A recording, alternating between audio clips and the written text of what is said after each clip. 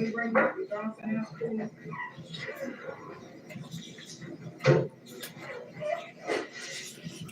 We have the two trial errors we need to think of before we bring them through. I anticipate one. Let me slide a picture of Mr. Evans. He'd said previously that he would like to approach and make an objection, Your Honor. Okay.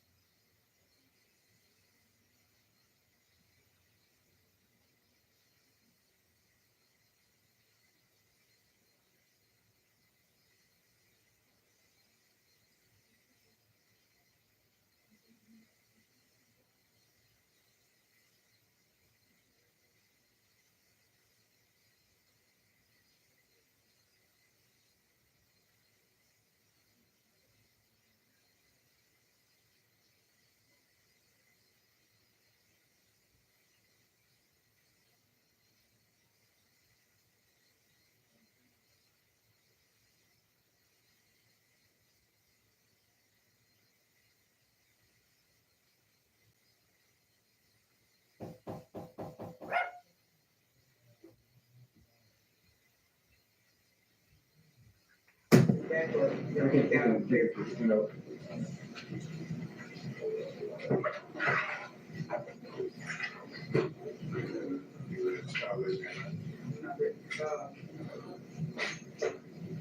You go in there, don't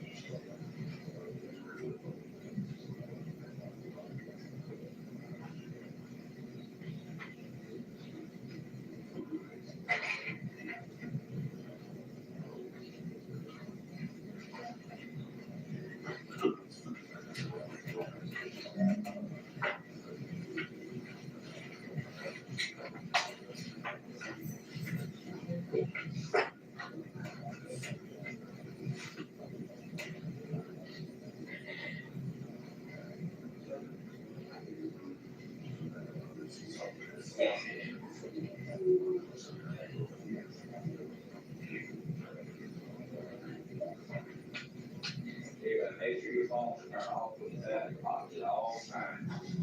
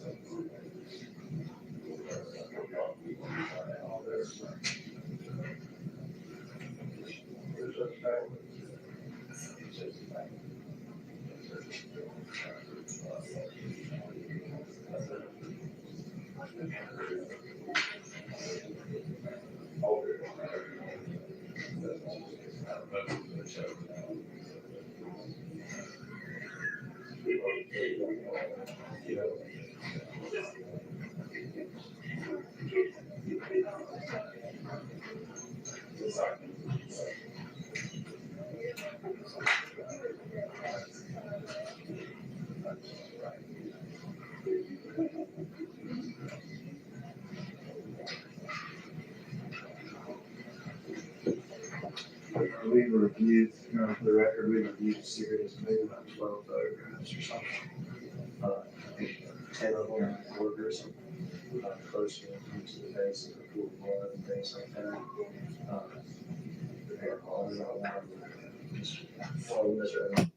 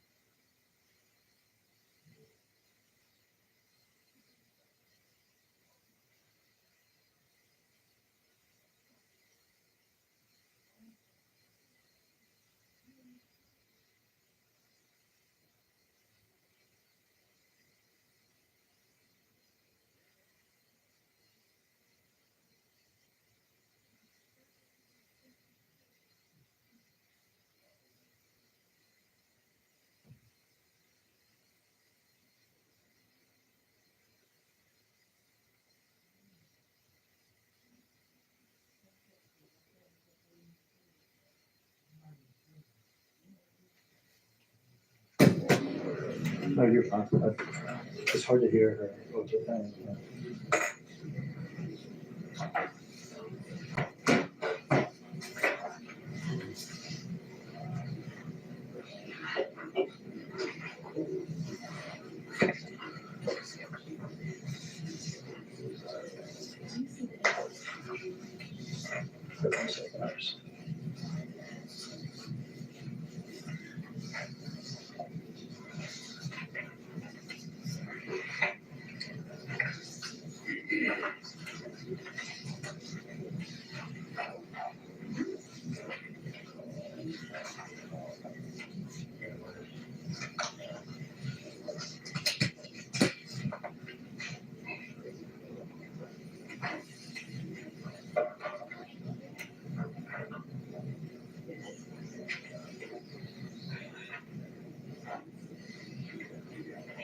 Anything else we need to take up before the chair comes in?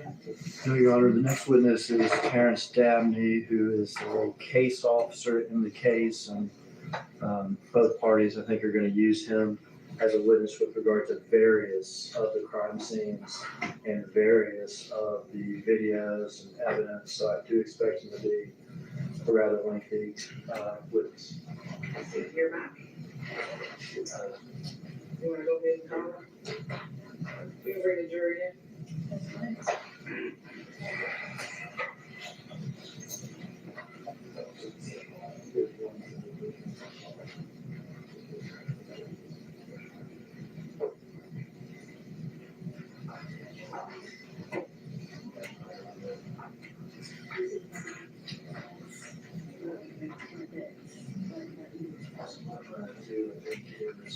Videos first, and then we'll back up to. Can we go over here first? Go over here first. Well. Yeah. Let's go over here first.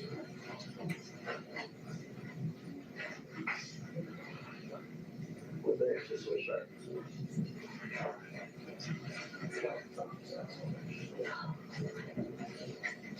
Dabney, D-A-B-N-E-Y, is probably maybe 20 minutes, maybe 20 or 30.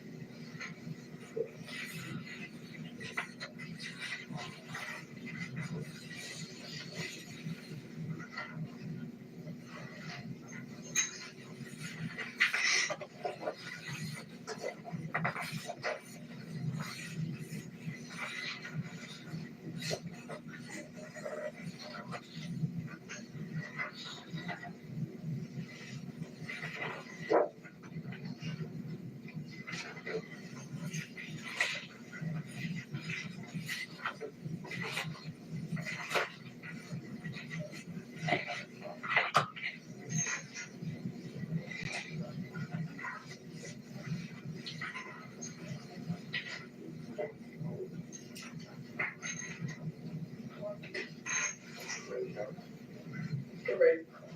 Jury's now entering into the courtroom.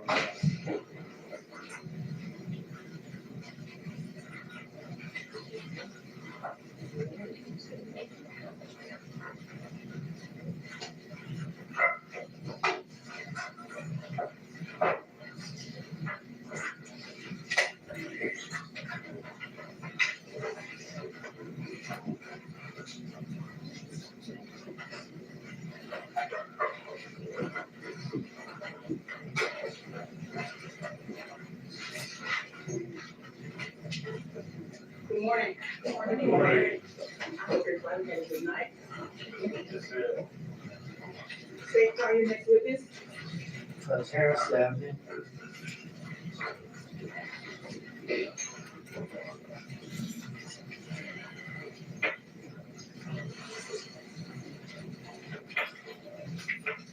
Stand right here, sir. Face your honor, raise your right hand. Do you swear or affirm to tell the truth? I do. Can you confirm the question?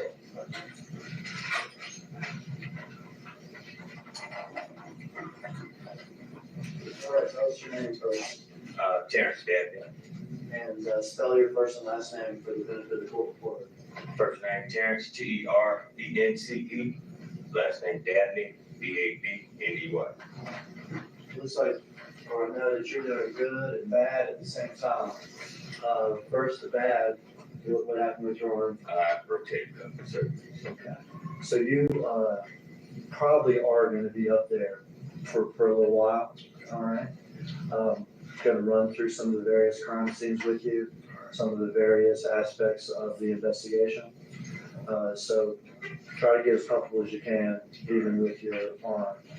But I know you're doing good now too, because you're retired, is that right? That is correct. Retired from MPD? That is correct. How long were you with MPD? 26 years. So 26 years, let's say you earned it. In 2021, where were you assigned in MPD? I was assigned to the homicide. All right, and what did you do in homicide back in 2021? I was an investigator. In homicide here in Memphis, do you get a case and you're the only person that works on the case? No. Do y'all work in teams? Working team. And were you one of the case officers on this case? I was. Would you assign and delegate people to do various things in the investigation? I do. Delegate people. You're actually from Memphis, aren't you? I am. What neighborhoods did you grow up in? I grew up in Claiborne Home, Cascade. And Claiborne Homes is downtown Memphis. Correct. And in the Castelia neighborhood. And we've heard some testimony about the Castelia neighborhood. Did you know Dolph at all? No, Older, is that right? older, much older. All right. November the 17th of 2021, did you have occasion to be brought in with regard to a homicide call? I was. Specifically to an address on Airways, Makita's Cookies. Correct. Did you know where that was? Yes. What area of town is that? It's in the southeast part of town, Airways, Catching area. If I tell you that the call went out at 12:24 p.m. in the afternoon, about what time would you have arrived at the scene?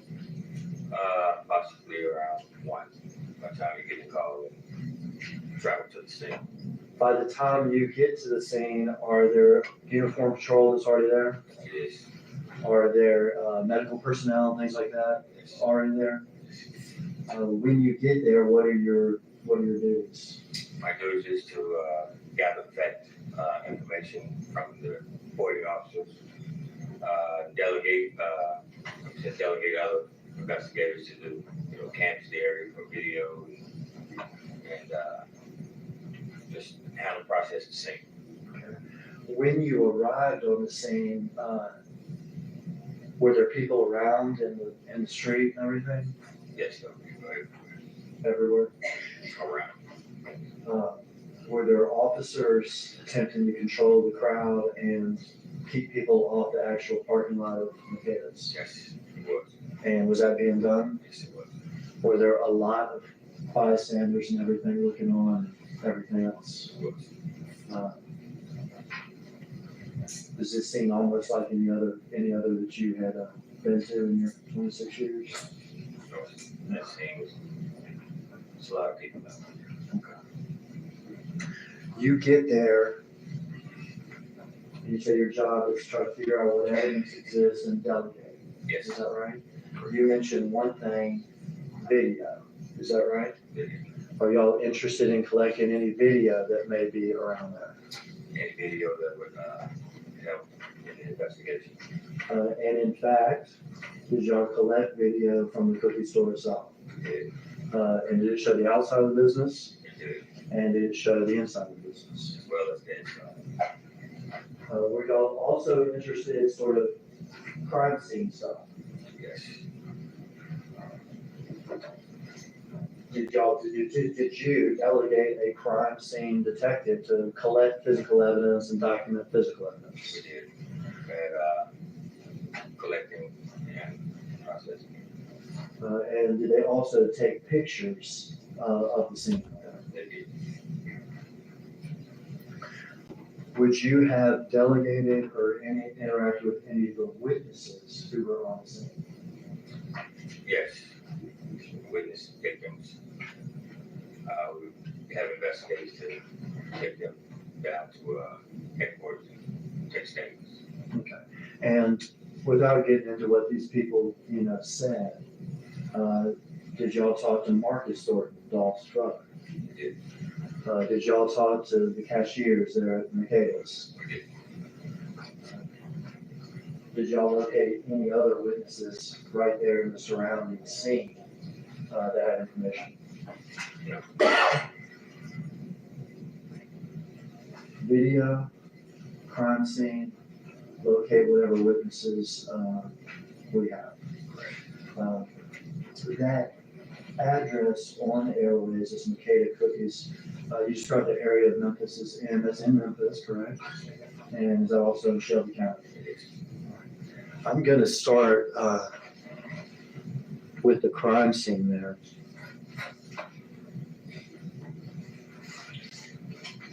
I'm gonna pass you a series of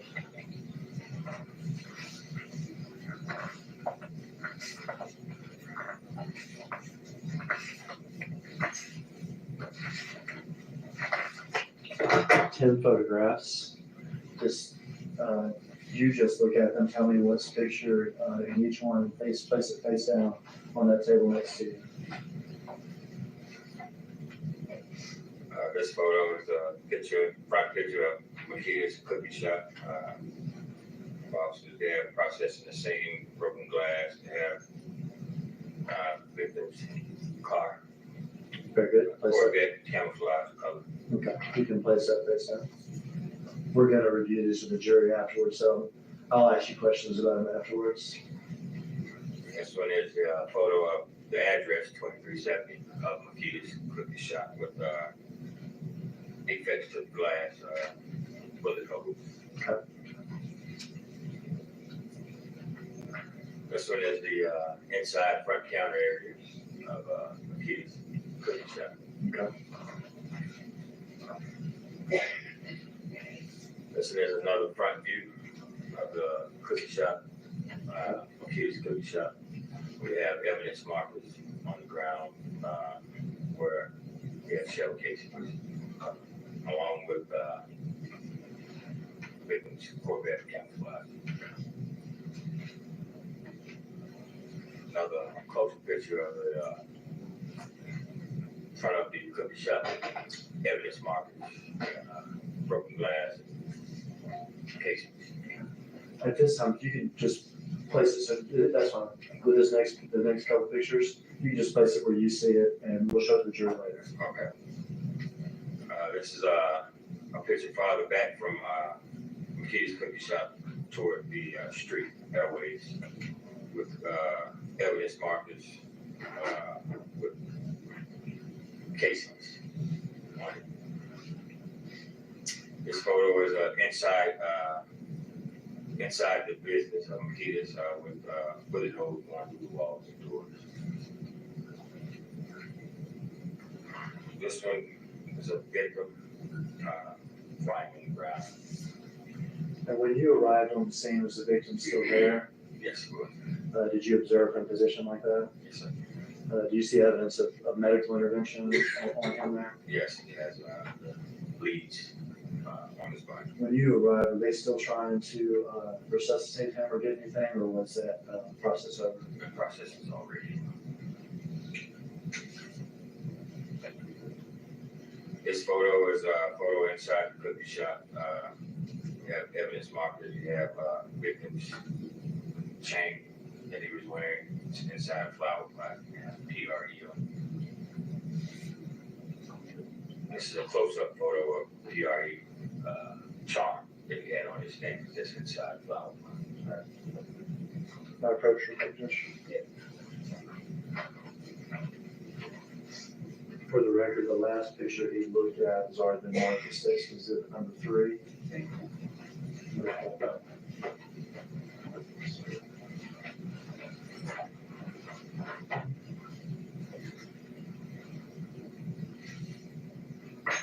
All right, this first photo is, has been described as the front of the accused cookies with the victim's car, a couple of officers in the scene. We'll mark this as exhibit number 28.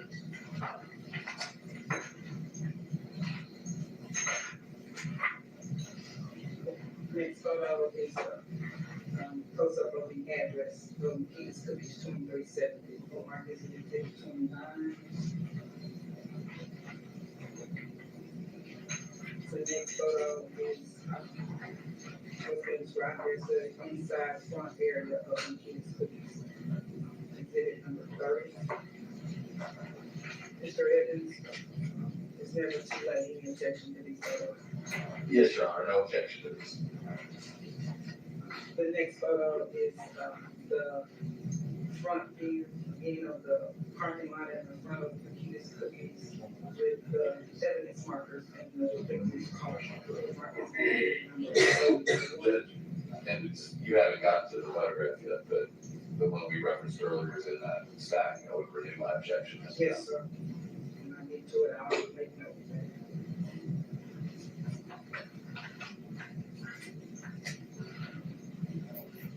The next photo has been described as a closer picture of the front of the Keys Cookies with several evidence markers and glass and defects to the window.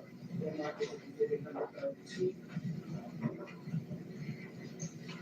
The next picture is the front of the shop with the victim's car and evidence markers. It's a further view. It's a picture that's taken a little further out. We'll mark this exhibit number 3. The next pic is the inside of the building with the picture of the restroom door with the bullet hole in the door. We'll mark this exhibit number 34. The next picture is a picture of the victim lying on the ground with markers, evidence of life-saving measures in front of the window. We'll mark this as exhibit number 35 and note for the record, there's been a previous motion for the court to exclude that picture under Rule 403 and the defendant still just in the program. Mark that as exhibit number 35.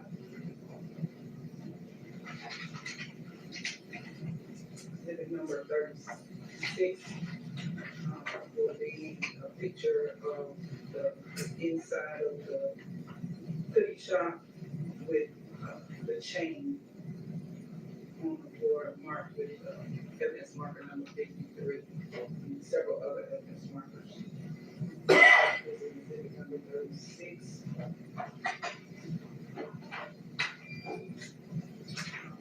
The next picture is exhibit number 3. It's already been marked as exhibit number 3. The picture of the charm, PRE, in the flower pot. My approach and have those, Your Honor. Anyway,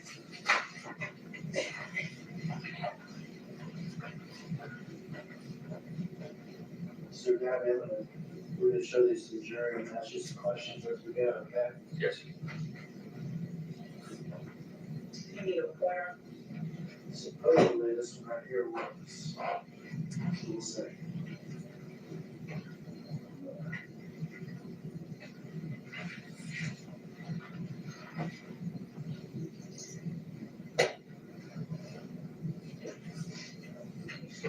Yes.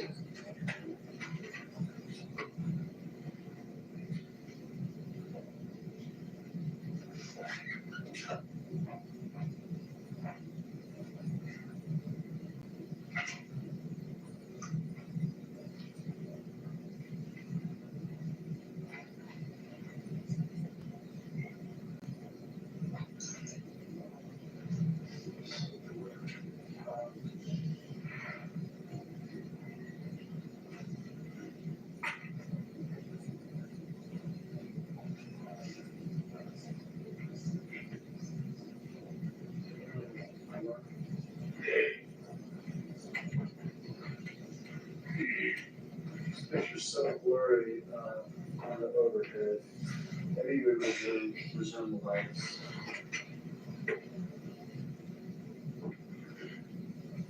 We're gonna have to go sort of old school, All right. on this one. Could I have the, with the step down?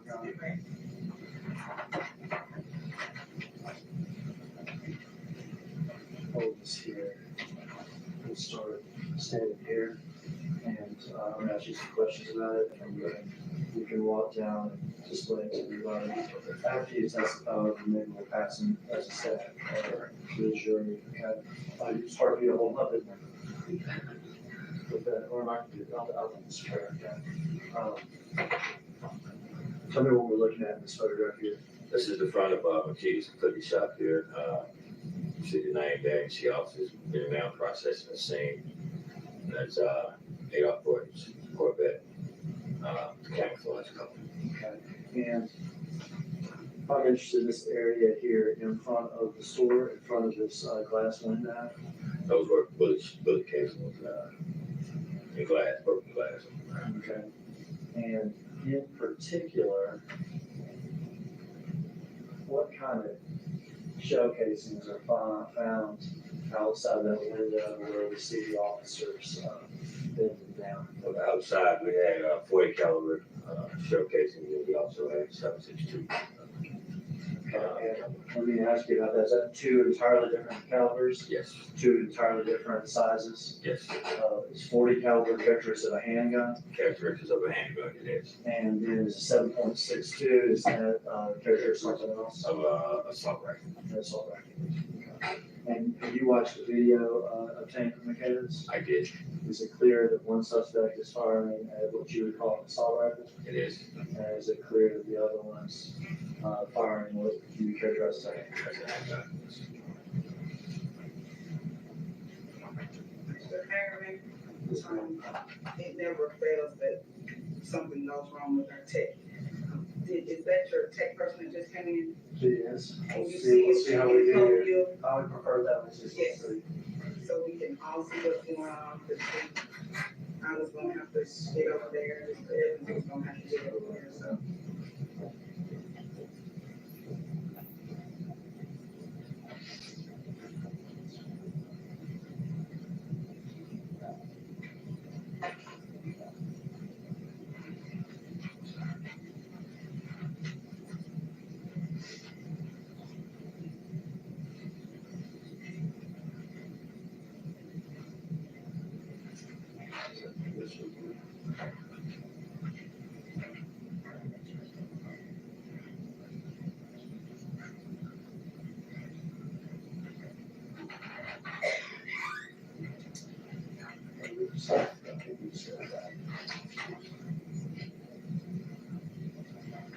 We're trying to turn it off and on back. That method. The next method is to kick it, but we're not going to do that.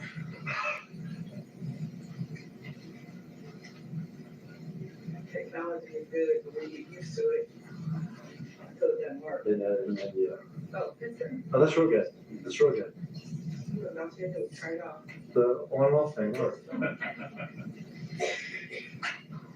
Is that picture you're just looking at, right? You can have to see, That's much better. don't go far. I was asking about this area right here, is that correct? Correct. And you said that we found two types of casings in that area? Two different types. We had 40 caliber casings, and we also had 7.62. Okay, a 40 caliber is a handgun case and 7.62 is an assault rifle casing? It is. And this is the victim's car, is that right? It is. And this is where we walk in and out of the business? The entrance. And this is a little side area? It is. And later, we're gonna see the victim lying in this little side area, is that right? That's correct.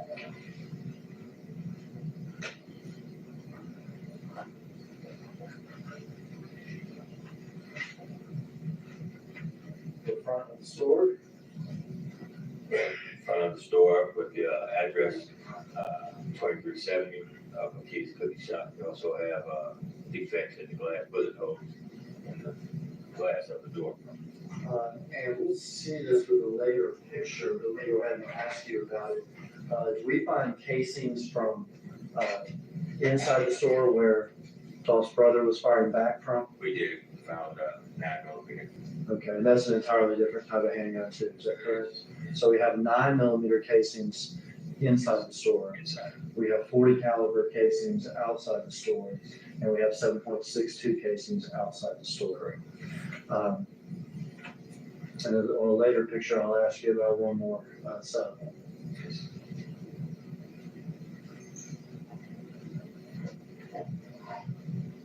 Counter area of the store. Front counter area, inside of the business. For perspective, the cashier's booth or whatever with the register would be right around here. So It is. Mr. Hagerman, if you can tell us what exhibit number you're using, please. in order, this is 30. 31. That same outside area, is that right? Same outside area from a different angle.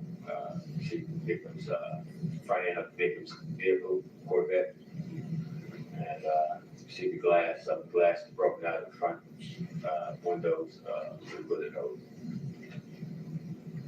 Glass broken out here, Yes, and bullet holes throughout this glass, is that right? it is. This is the next number to the closer in. It's a closer picture of, like I said, the shattered glass, bullet hole. We have markings on the ground with broken glass, shell casing, the 40 caliber, 7.62 round. And later on, when we see the victim's body, is it gonna be in this area here? It is, right in that area. And when we see flower pot, like this necklace and things like that, over this area, Further to the that building, yes.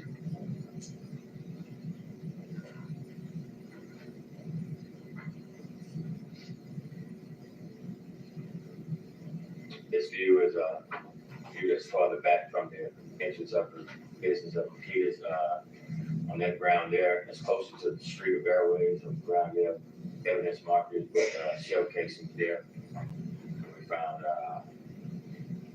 2.26 rounds. 223 maybe. 2.3, I mean, I'm sorry. So if we're gonna, I think now we've accounted for all the casings. Yes, So let's start from inside the store.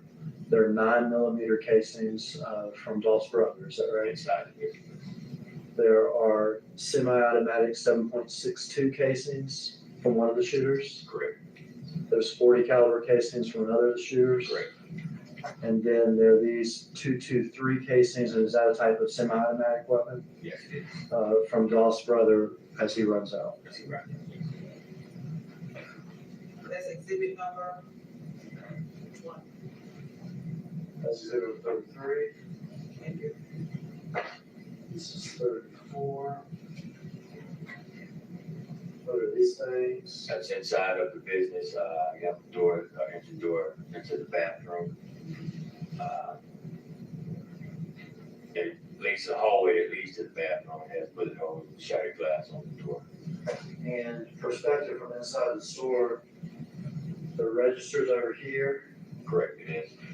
We're about to see a picture of the victim's body, and it's going to be in the area of this little side area, is that right? Correct.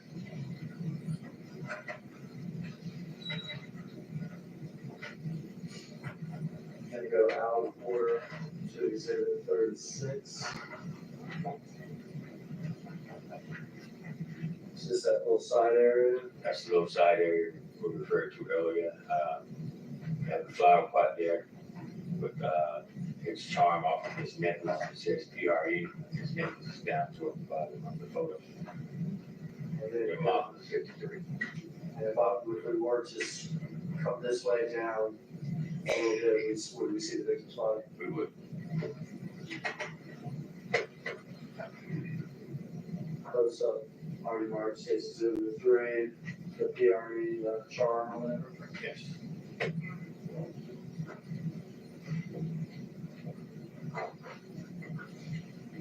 I'm gonna do this a little different, this family's in the courtroom. Officer Danny, if I may publish this to the jury, just myself here. Okay. This is a graphic photo, correct? Yes. This is a picture of the victim laying there in that area that you just described. Yes. he is still as close. Yeah. But there's evidence of medical intervention. But that was over. Obviously, by the time the picture, but when you were there, he was deceased. Correct.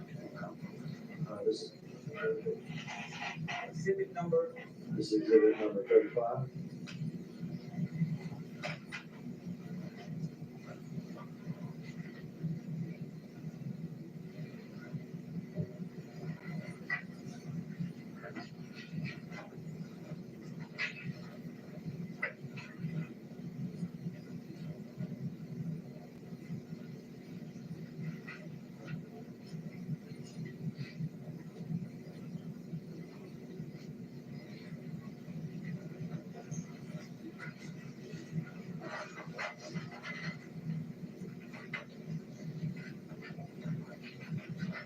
Y'all obtained the videos from up there, We did. and were you able to view those that day? We did. Let me show you a still shot from the video, ask you if you recognize it.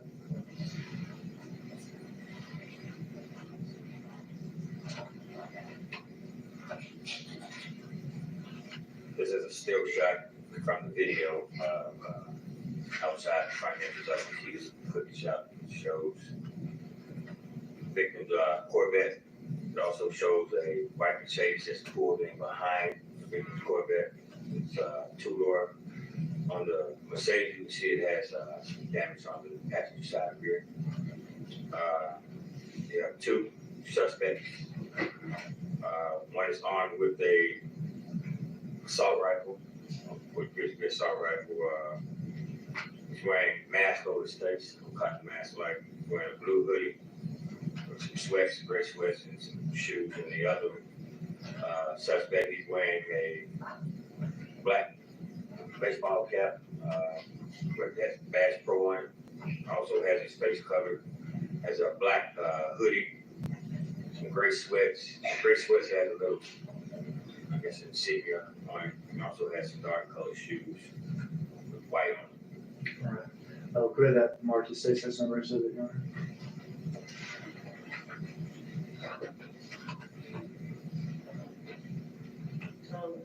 the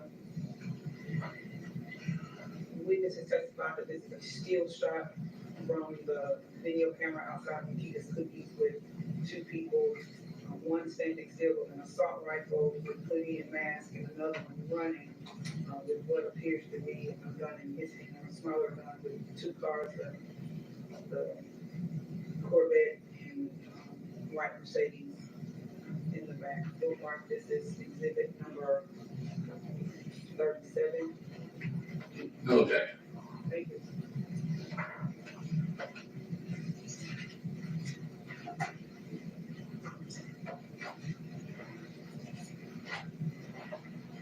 I could already tell that when I handed it to you, I just said still shot. You look at it like an investigator, telling me details that I guess matter to you. Is that right? Yes.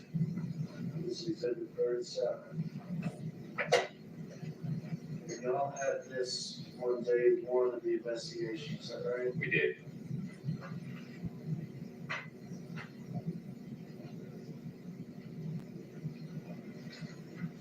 First thing you mentioned, I think, was one shooter with, is that an assault rifle? It is. And would that be consistent with the gun that shoots those 7.62 casings? Correct.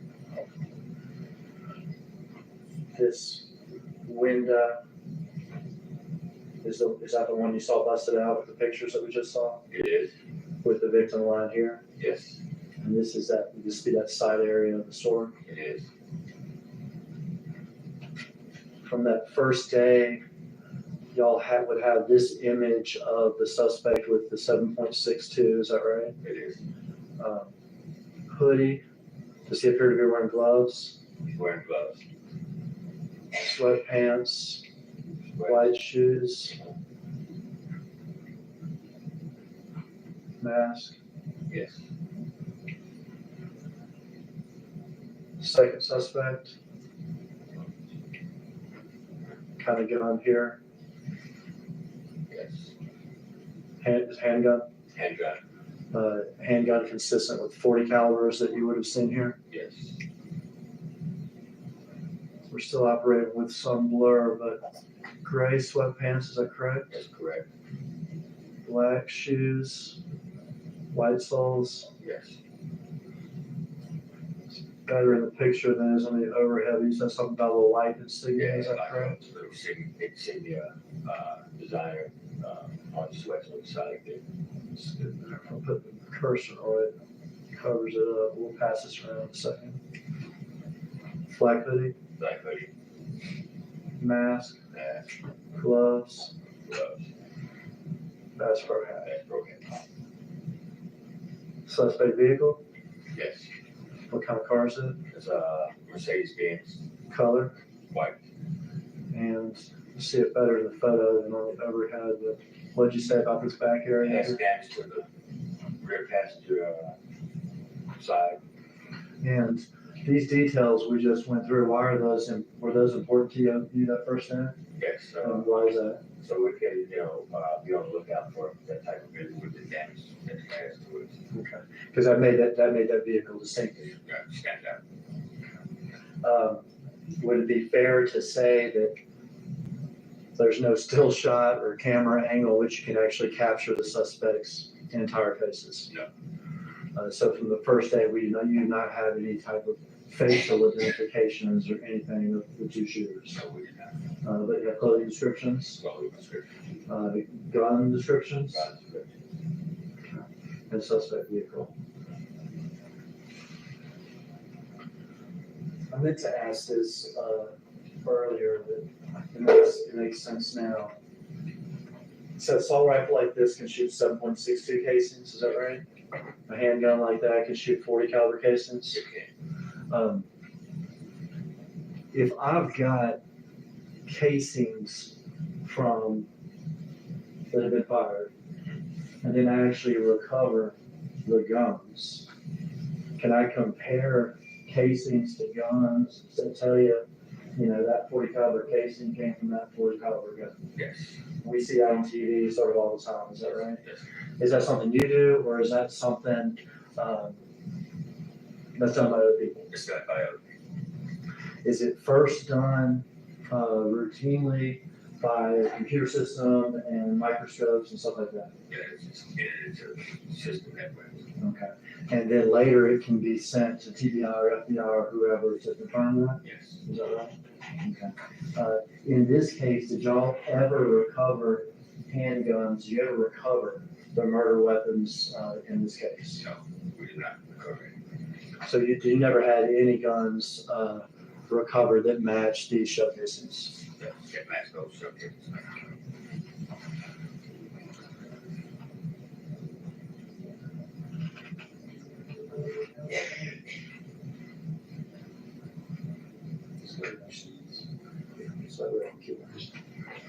All right, we're gonna change locales.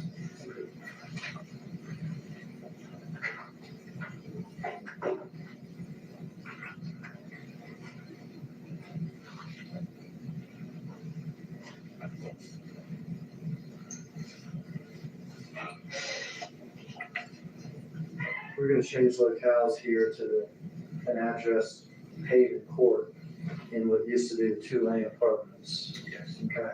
How was it that y'all became interested in that location? We're on the lookout for white expedition. Okay. At some point in this investigation, without sort of saying what the tip was or anything like that, was y'all's attention called to a white expedition? It was. And did that cause y'all to go to what was called the Tulane Apartments? Yes. And what did y'all do when y'all got to the Tulane Apartments? We watched video. Did y'all take video from the Tulane Apartments? Okay, and that's the address on Haven Court. Okay. I think we do need to play the Haven Court here. We're gonna get that video ready to play for you, Detective Dabney. at the Haven Court Apartments, were y'all interested in a particular woman that lived there? Yes, And was that Kiana Hopper? it was. And is she related to anybody involved in this case? Yes, it was discovered that she was related to someone. Was it discovered that she was Justin Johnson's cousin? Yes. All right, got the video ready now.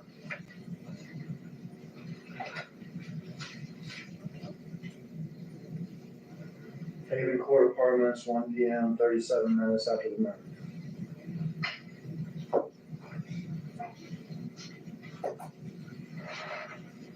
For the record, this is Exhibit 5 that's held open for all the video showing.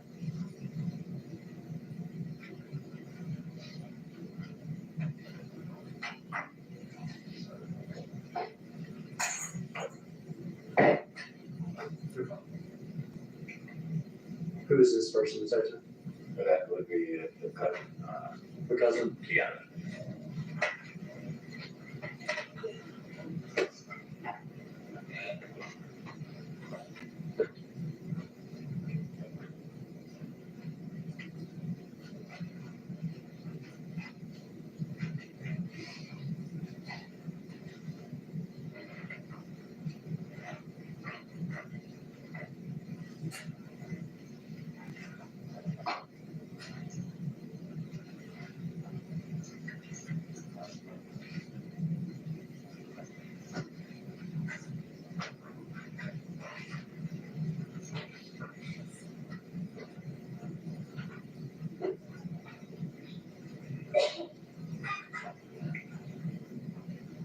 What kind of car is that right there? And that's the white Ford Expedition.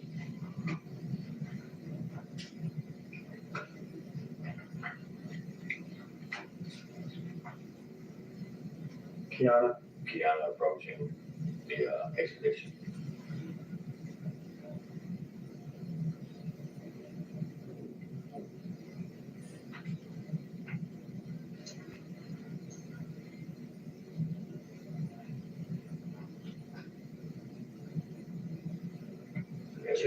Two men outside, go ahead. Go sit there.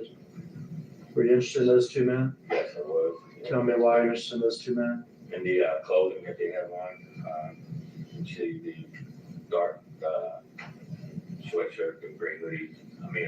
The black hoodie with gray sweatpants, shoes, matching the description of the suspects that were at Makita's cooking. Y'all obtained video not just of them arriving, but while they were there and then leaving, is that correct? That's correct.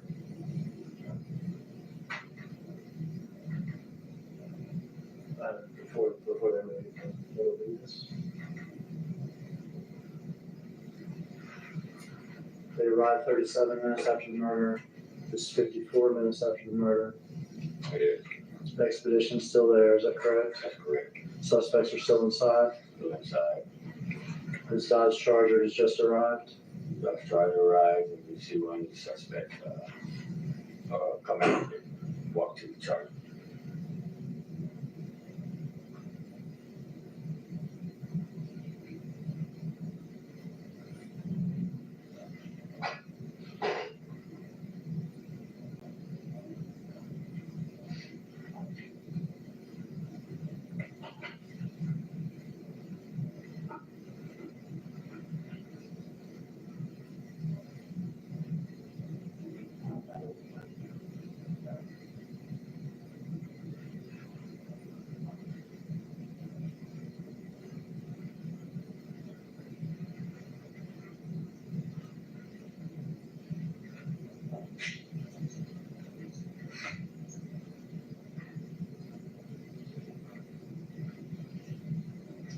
Yeah, you can see. Charger just sort of repositions with this man came outside, is that right? Yes.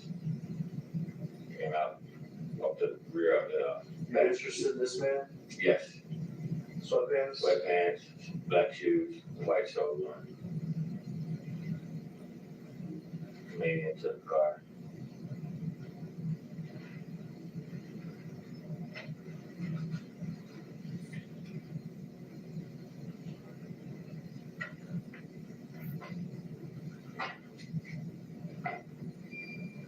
He's got bags or Bags, something now. yes. See how his pants are sagging there a little bit. We have that was something that we looked at also. In the homicide video, as he runs away, we can see his pants are sagging. Yes, Can we in fact see the color of his underwear in the homicide video? yes, Is it also blue? yes.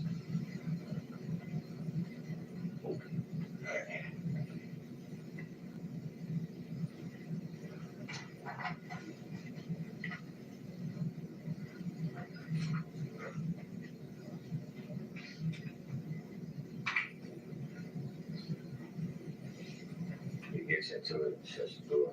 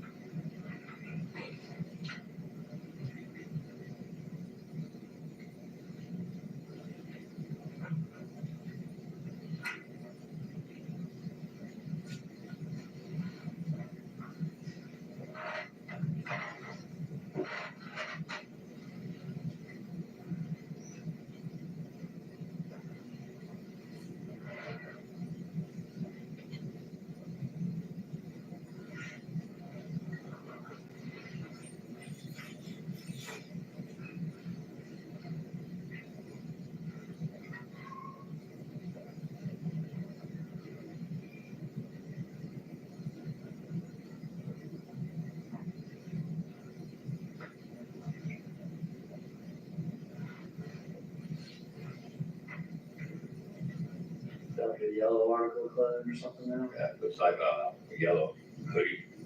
He got on. Is this apartment building here the one that Keanu Hopper lives in? Yes, it is.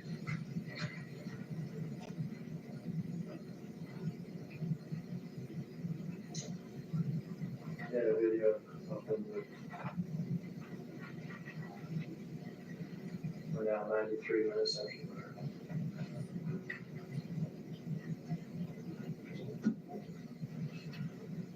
Vehicle here's a Chevy. It's a Chevrolet SUV, small SUV. Do y'all get interested in that one too? We did. Expedition's still there.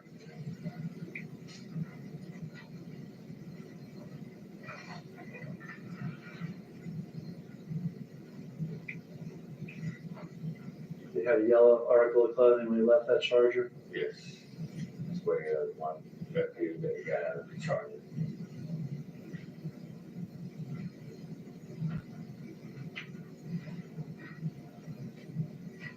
The suspect gets in, Keanu comes up to the driver's door.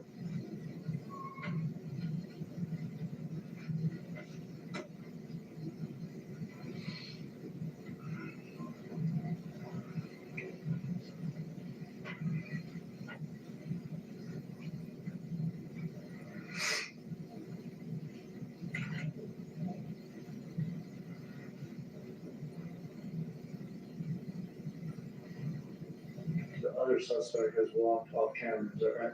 He walked out of here to the right, of video there.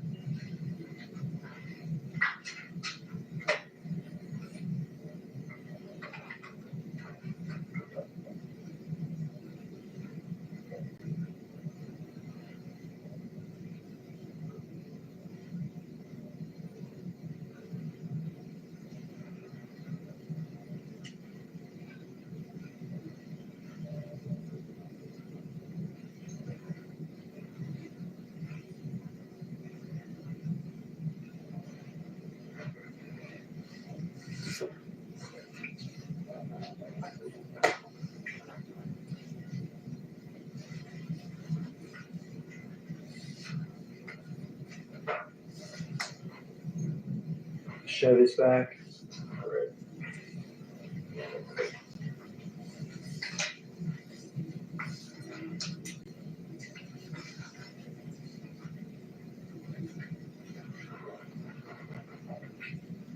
Suspect returns to the apartment complex. He did.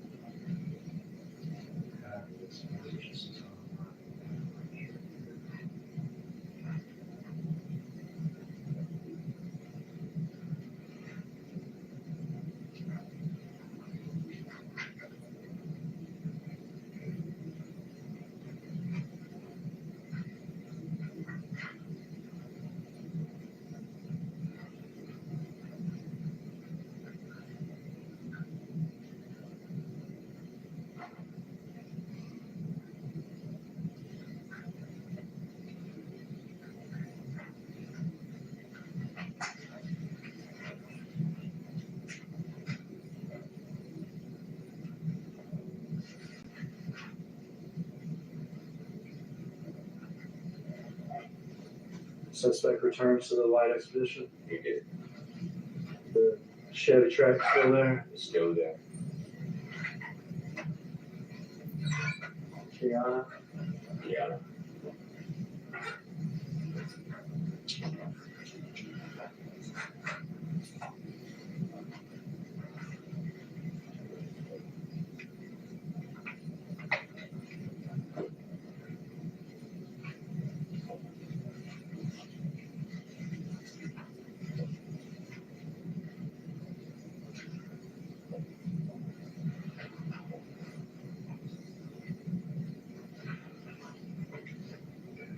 Minutes later, and the Chevrolet's there.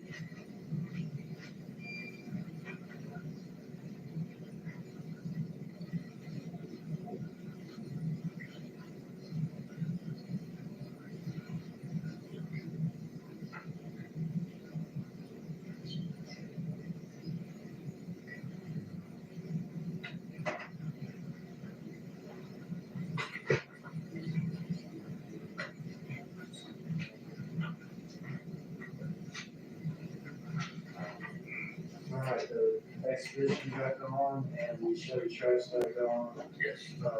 One suspect in each, is that right? Yes. Y'all obtained the video, interested in talking to Kiana, Yes.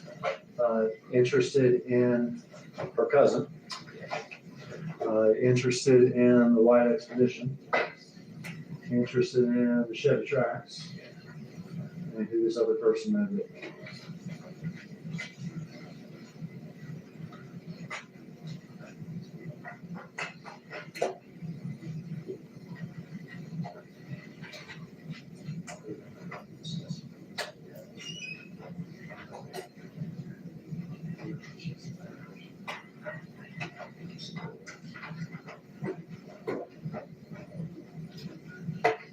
We are gonna move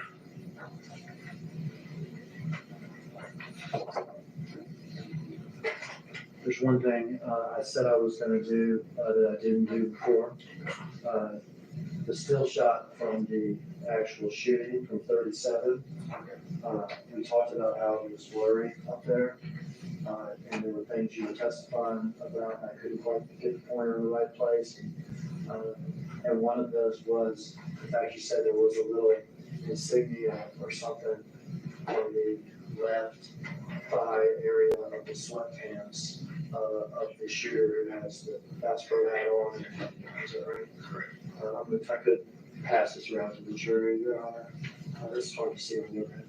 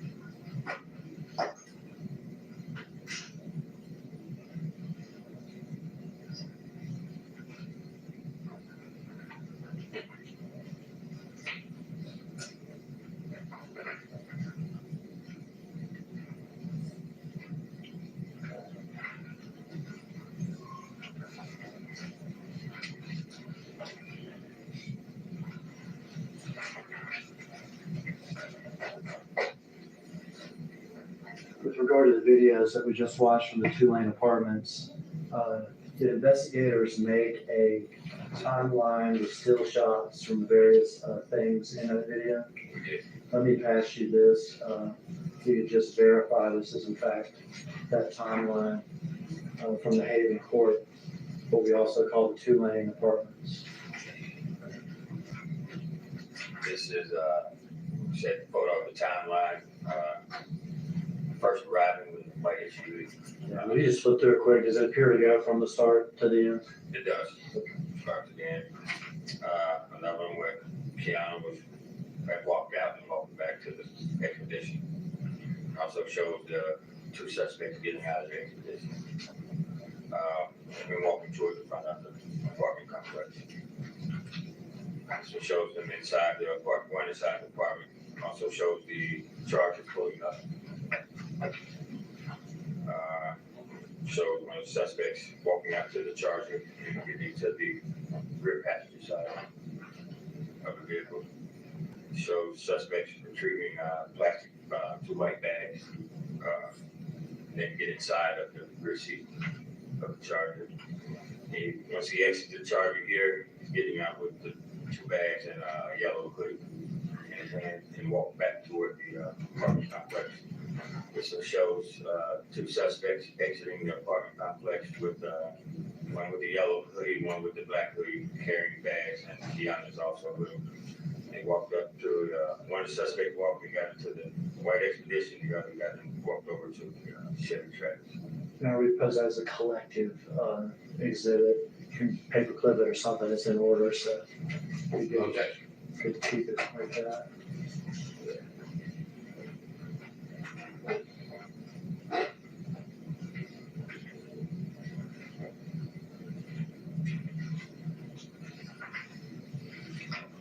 This is 8 pages of still photos starting November 17, 2021 at 12:58. Going to November 17, 2021 at 13:56. So mark this as a collective exhibit number 30B.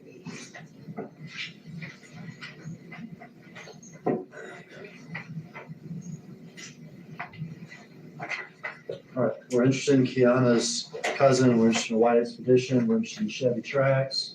But is there other stuff going on in the investigation too? Yes, Does a tip come in with regards to a white Mercedes? it did. And does it call your attention to a particular place? Yes, it did. A small street in Orange Mound, Yes, Bradley Street, is that correct? correct.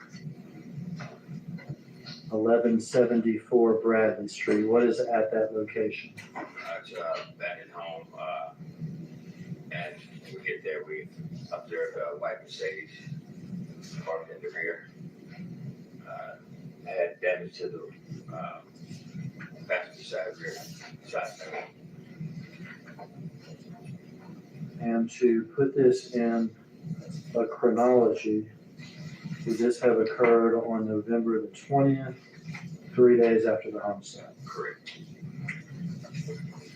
And would it be fair to say that 3 days after the homicide, behind that abandoned house on Bradley, y'all found the motor? We did.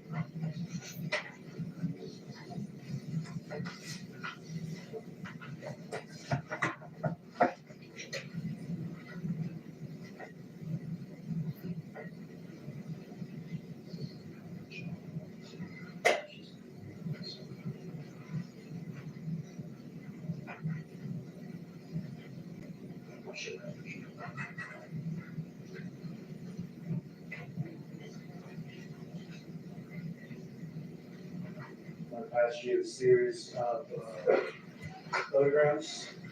A couple of them, as you turn them over, a couple of them have been introduced already into evidence. So just read that number. Otherwise, just put them all face down on the table.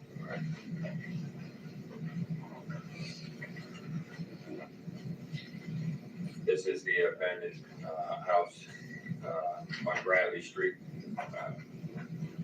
What neighborhood's that? It's in Orange Mountain neighborhood in Orange Mountain. Did you become aware that there's a house across the street in which Mr. Hernandez Govan lived? Correct. Eventually, does Mr. Govan also become a suspect in this conspiracy to commit murder? He did. Do you place it in? That was the ticket time.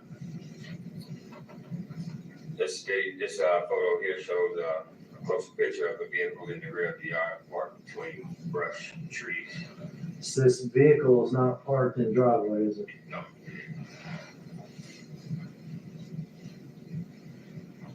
This is a close-up picture of the Mercedes showing the passenger side with the damage, which appears that the vehicle may have been sideswiped or something. It's a two-door white Mercedes. The damage that you can see in the homicide video? Yes. That's consistent with it. That's exhibit 10. This photo shows the rear of the Mercedes-Benz, which has an Illinois tag. I need to read the tag. You place it down.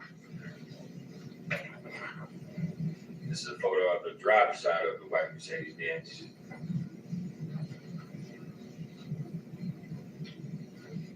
And this is a photo of taken from outside of the Mercedes-Benz on the passenger side that shows the inside of the rear seats with a Mississippi DeSoto County tag on the rear seat. It has like another license plate on the inside of it. Yes, Maybe even a couple, we'll see.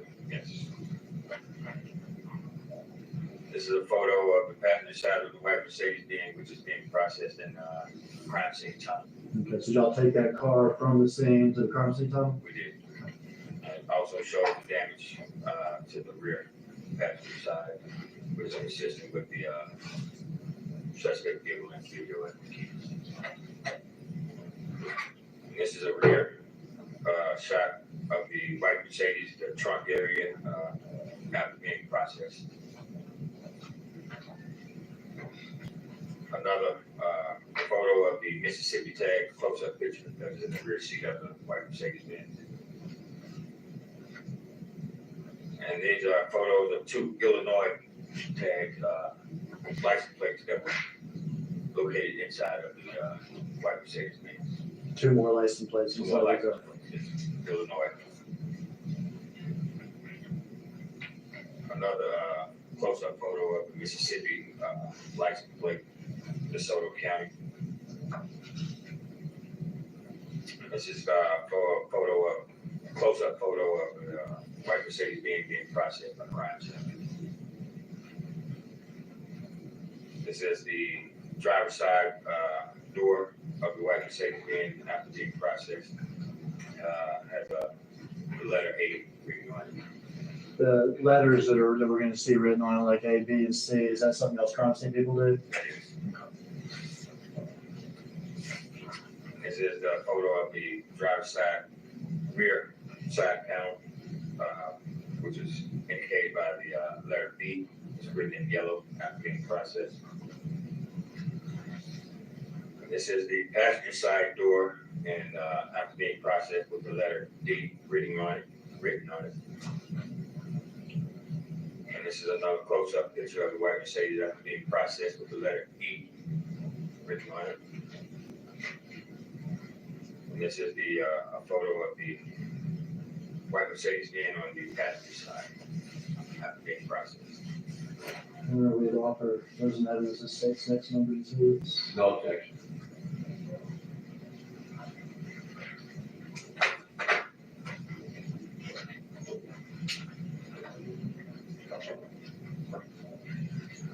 The first picture we have here is already previously been marked as exhibit number 9. The next picture is a picture of the rear of the Mercedes Benz car in a yard, kind of wooded area. We'll mark this as exhibit number 10. 39.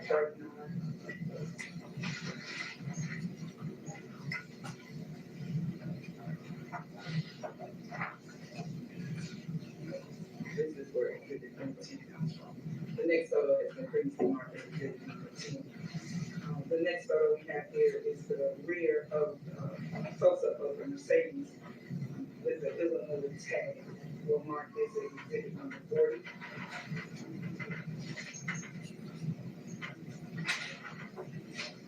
The next picture is a close-up of the driver's side of the white Mercedes in a yard. We'll mark this as exhibit number 41. Next picture is the picture of the inside taken from the outside of the white Mercedes, a picture of the Mississippi DeSoto County tag in the back seat. Exhibit number 42. The next picture is the white Mercedes, what's been described by the witness in the processing unit of the rear damage to the passenger side of white Mercedes. We'll mark this as exhibit number 3.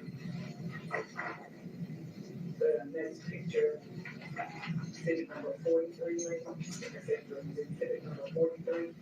The next picture is kind of a close-up picture of the trunk area. We describe it as after processing. It's labeled with the number C, with the letter C. So mark it as exhibit number 44.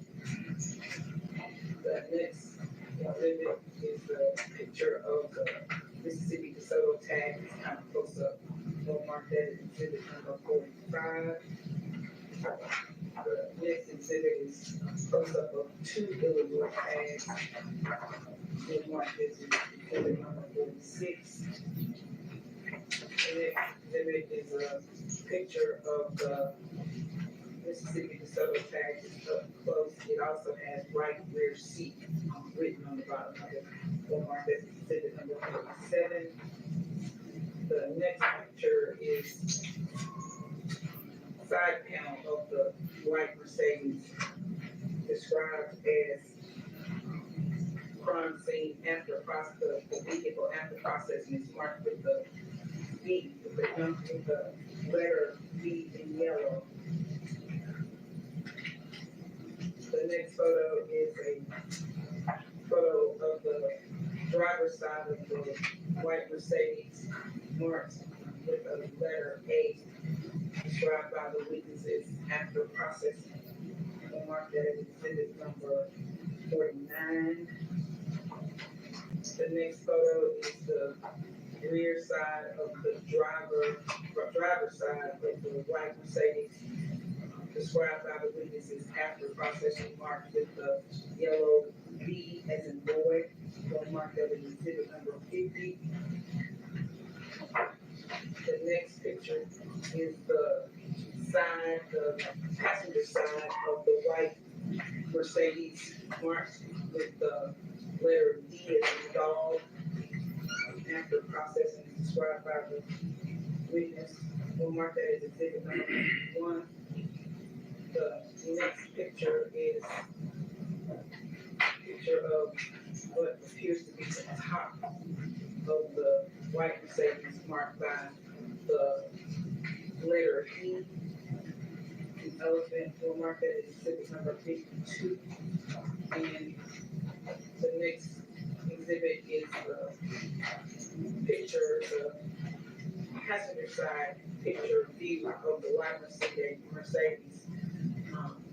We'll mark this as exhibit number 53.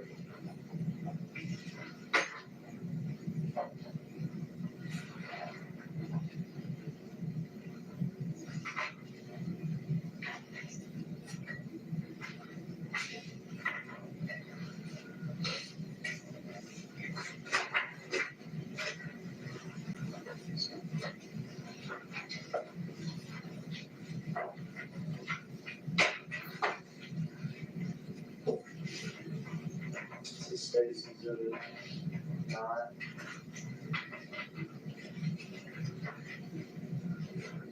What are we looking at? Looking at the front of the house, also on the left side there, you can see back in the wooded area, tree line, that's where they park that's where we located it, like you said again. That's on Bradley. You can see some homicide Texas walking back here. Yes, we have investigated walking to the Car sitting back here somewhere. Yes, House on Bradley. that's all right. A vacant abandoned house, is that correct? That's it, yes, it is. We go across the street. I got Hernandez Govan's house. Correct, Is that correct? directly across.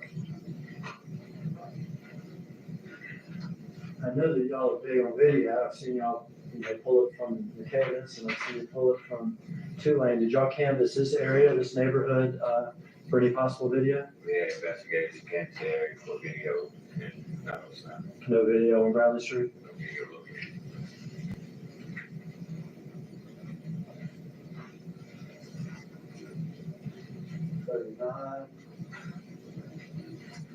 Again, you can see, a couple of investigators, and you can see the rear of the white Mercedes Benz parked in the tree, in the bush, back there.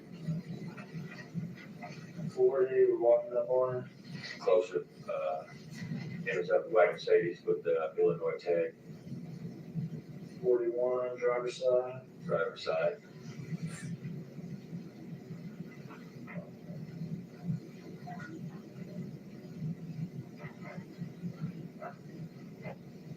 We're looking inside of it. It has like a license plate inside of it. Correct, it has a Mississippi, DeSoto County license plate on the passenger rear seat.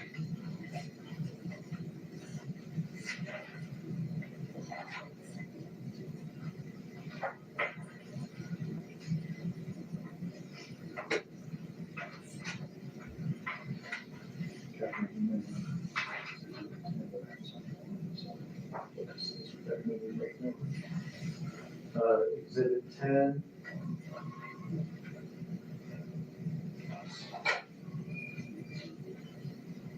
That's the passenger side view of the Mercedes Benz. You can also see the damage there going down the passenger side of the vehicle, especially on the rear side panel. So is it fair to say when you see this, you know that you got your car? Yes, Do y'all investigate like where did this car come from? yes, we would check the VIN, VIN or license plate. Did y'all in fact find that the car was taken in a carjacking in Memphis a few weeks before this crime? We did. Did y'all in fact find that a suspect in that carjacking was Treon Ingram? Correct. And I'll say it here, that Justin Johnson was not a suspect in that carjacking. No. But car taken in Memphis a few weeks before, suspect Treon Ingram. Trey, I mean,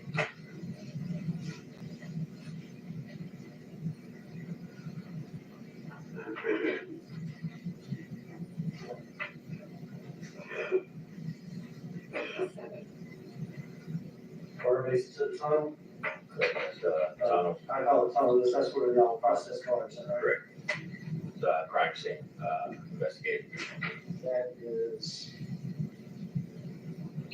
53, 43. In the tunnel, now we can see that damn sure good. Yes. Damage to the passenger side, rear side panel.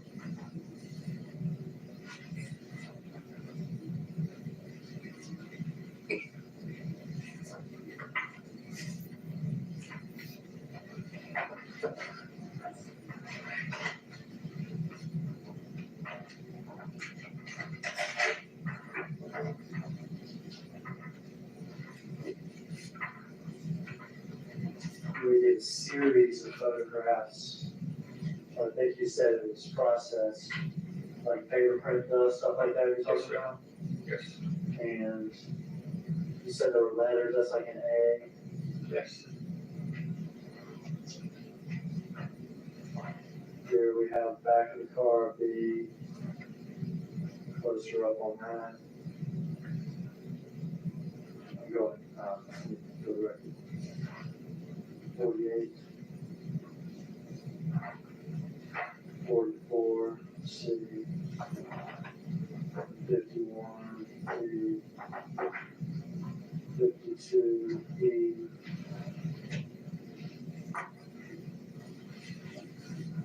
Various license plates found in the car. Yes. 45, Mississippi plate. 46, a couple of Illinois plates.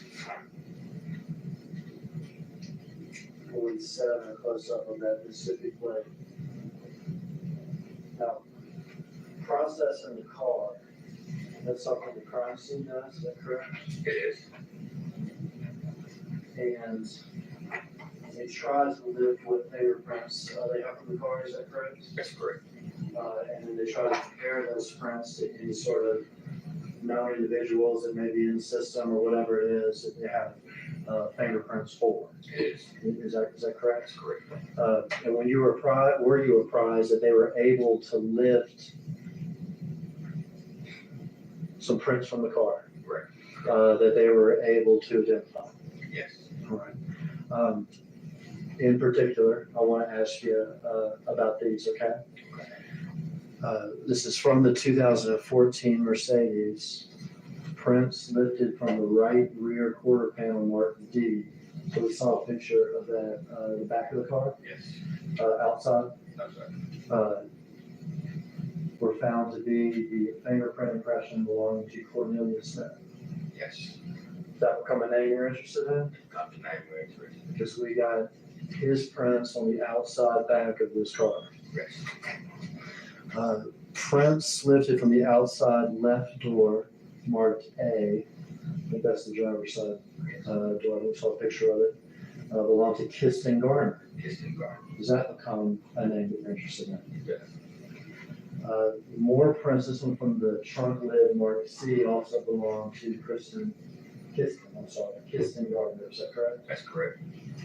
And then we have some prints lifted from one of those tags, the Mississippi tag Yes. that we saw two pictures of. They also belong to Kiston Gardner. Yes. And then prints lifted from the rear quarter panel marked V and the outside left door marked A, and from a brochure, a bank brochure that was found in the car, all belong to Treon Ingram. Treon, correct. A name that you're interested in? Yes. All right, so at this point, we have found the murder car. Yes, We have found prints from that car that belong to Cornelia Smith, yes, right, to Kirsten Garner, correct, and to Treon Ingram. correct. Do we also process or attempt to process the car for any DNA or blood or like fluid evidence? There's some crime scene, officers work.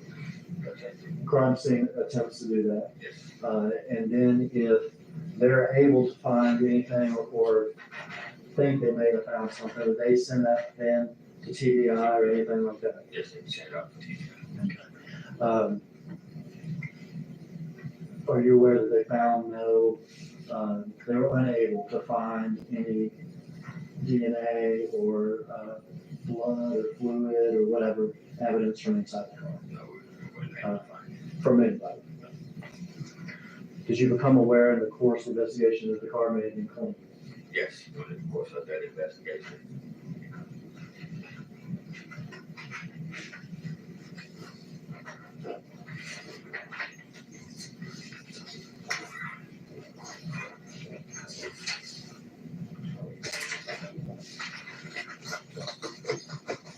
We are now interested, if I understand you right, in a couple different people.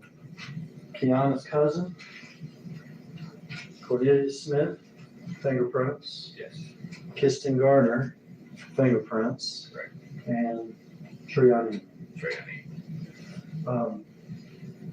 Let's take Treon Ingram first. Did you want to talk to him? Yes, we did. Did they find him? Located them. Took him in custody? Yes, I don't want you to tell us what he said, but as a result of that conversation, did you go back to Memphis and try to get some more video? yes, we did. Tell me about that. For the information that we received of a white Mercedes being in a parking garage in crosstown area. Okay. And did you also receive information about the white Mercedes Benz at the Valero gas station the morning of, night before, however you want to look at it, of the homicide itself? We did. Let's go in reverse order of what you want to go in. So let's start with the Valero. Okay. Did you go, after speaking with Treon Ingram, did you go to or did y'all go to the Valero station, park in Highland, sort of University of Memphis area, in Memphis? I did. Were you able to obtain video? We were able to obtain the, In that video, did y'all see the white Mercedes? we did. Did you see a couple of those people that we talked about, fingerprints? Did you see Treon Ingram? Yes, Did you see Kirsten Garner? yes, Did you see a car tray? we did. A little weird, Weird. Yes, but you witnessed it on the video? we did. And what do we mean by car tray? Yeah, individuals in one car, get out of that car and get into the other car that someone was in. That person get out of that car and get into the white Mercedes. So before we watch this video, do we see a Infiniti pull up at the gas station? We do, And do we see the white Mercedes pull up at the gas station? we do. Do we see interaction between those two cars? Yes, Do we see Mr. Ingram, Treon Ingram, go inside the gas station? inside the business, yes, Do we see that there's a person left inside the Infiniti? we do. In the passenger side? Right. Do we see Kirsten Garner driving the white We Mercedes? do, Do we see him pumping gas in the white Mercedes? we do. Then do we see the two cars together pull around to the side of the business? We do. And an individual, we see Kirsten get out of the car, is that correct? Correct. And another individual get inside the white Mercedes. Inside the white Mercedes. Valero video.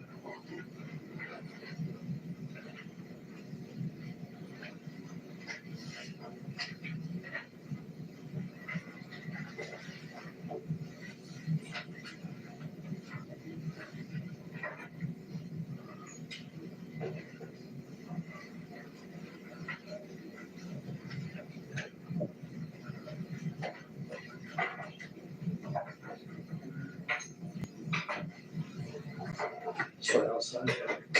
All right, Blair gas station, November 17th.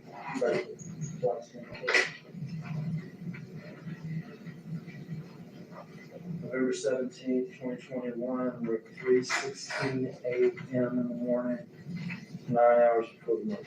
Yes. All right.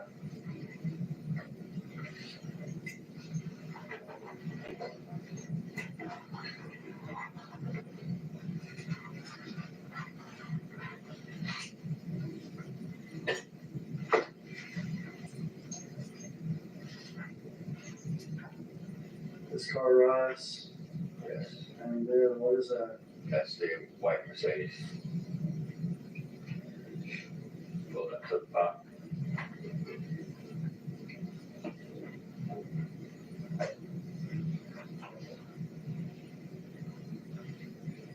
These two cars are the cars that are together. Yes, they're pulled in together.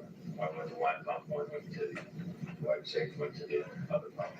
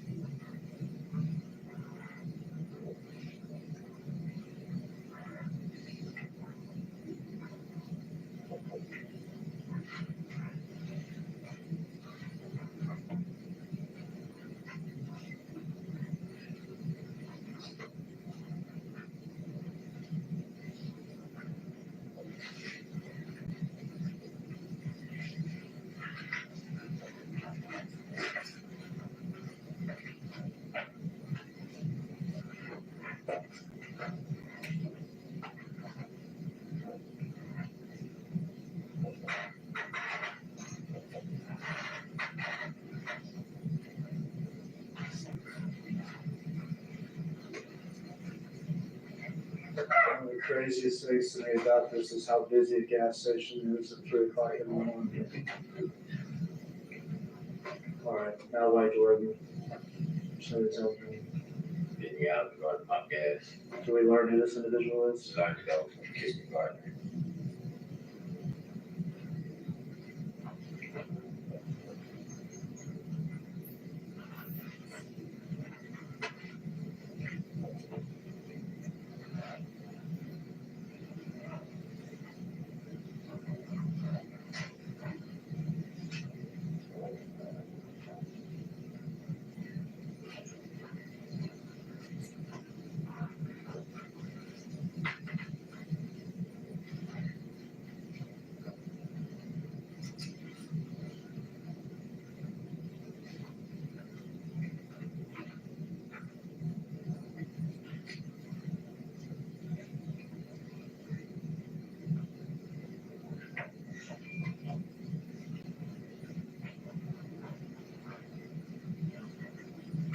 These guys are coming back from the ferry. Right. Only one of them got out of the ferry though. Right.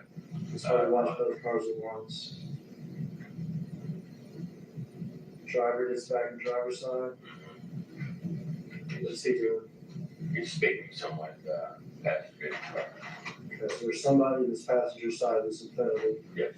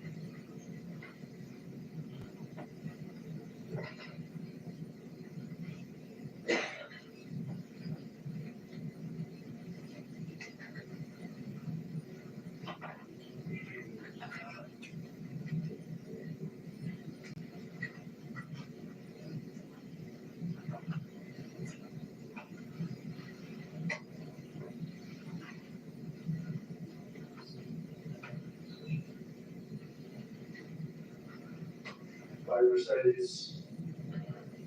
And And they drive around and pull around to the loop around, side of it. the switch angles.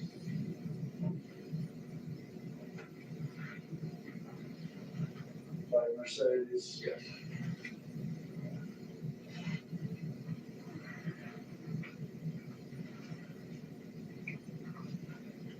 Side by side, you can see the driver is exiting Kissingarner. Gardner. Walks around to the back of the side.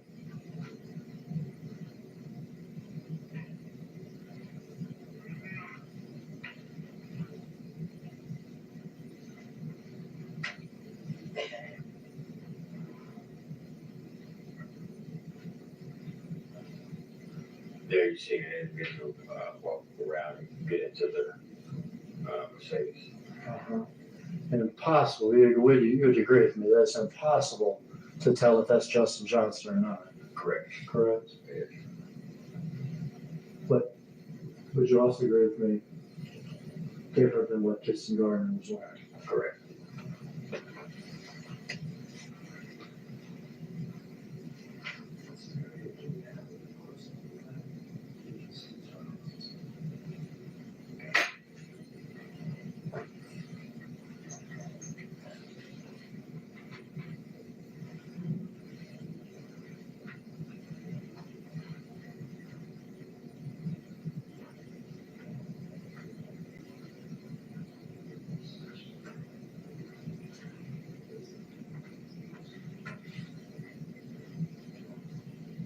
And there you can see both cars leave the area.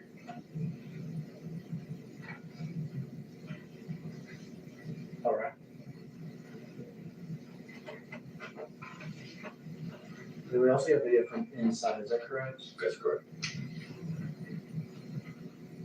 We were watching the passenger and that Infiniti never got out, is that correct? That we saw at the pump. Never got out, only the driver.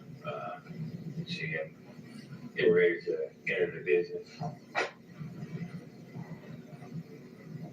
And You can second him. there. Yes.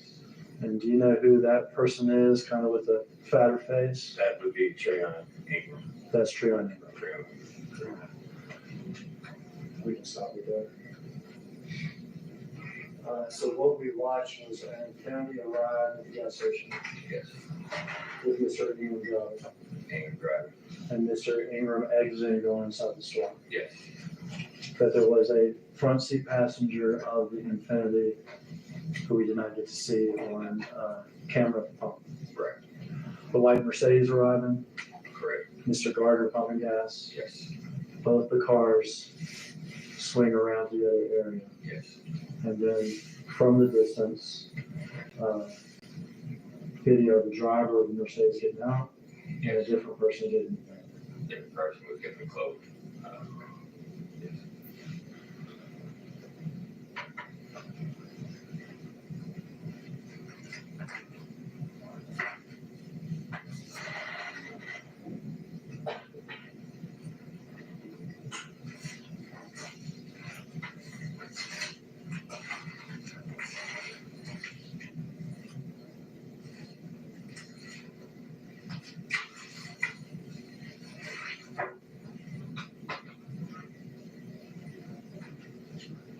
You said you're interested in the Valero station, Yes.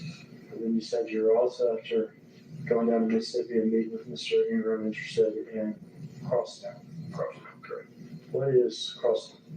It's an apartment, kind of everything. It used to be the old Sears building, department store, Big old building. big building, has restaurants, storefronts, also apartments.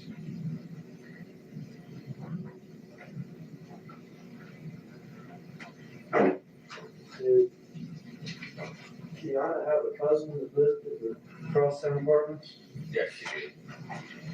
Guess at the time, one that was living at the Crosstown Apartments. Yeah. And what was his name?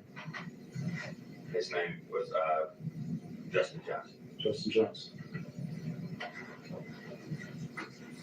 Did y'all obtain video from the Crosstown Apartments? Yes, we did. Video from the day before the homicide, 11/16, Yes, the morning of the homicide, yes, and then the evening after the homicide. yes. In those videos, will we see Justin Johnson? Yes, we will. Will we see him wearing clothing like the shooter? We did.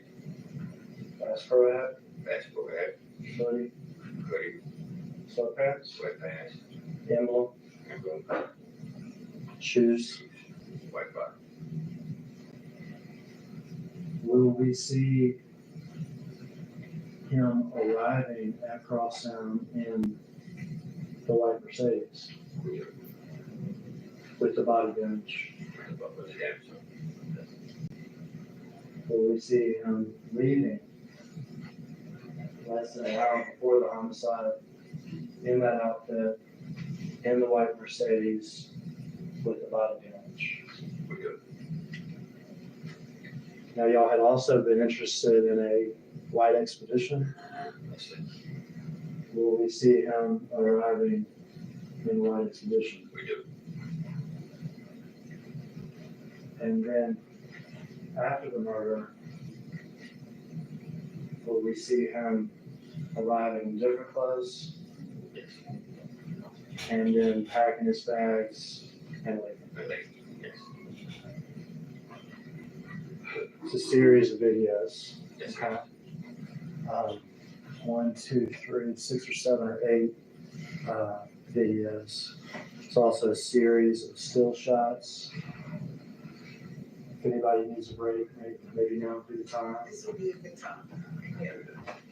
Let's take a brief break, maybe, and not discuss what you heard, any testimony, just so it's kind of record.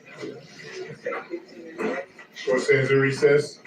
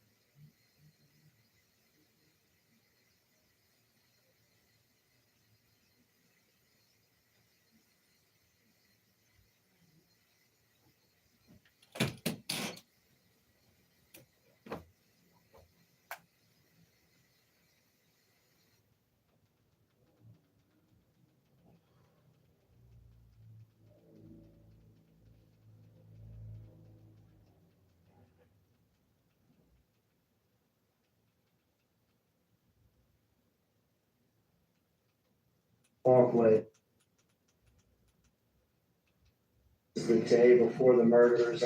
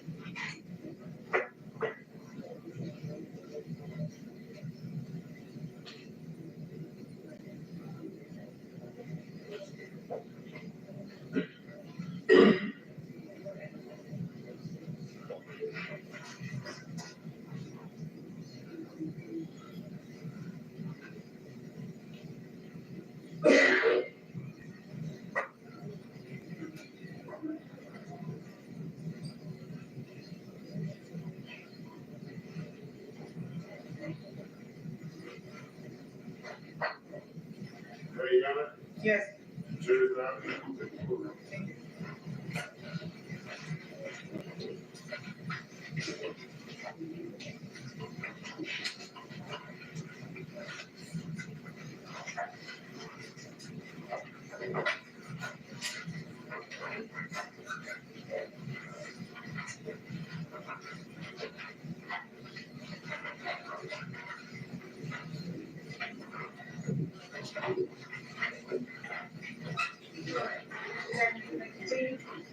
It's still you. Yes. There's some more videos. You were telling us about Crosstown, is that right? That's correct. Said there's some apartments there. Yes. Said Kiana had a cousin named Justin Johnson who lives there, is that correct? That's correct. All right. Y'all collected videos. We did. Let's start with the first video. Let's start with the lights. November 16th, 2021. This is the day before the murder, is that correct? That's correct. 7:15 p.m. So if we're counting down, 17 hours and 8 minutes before the murder.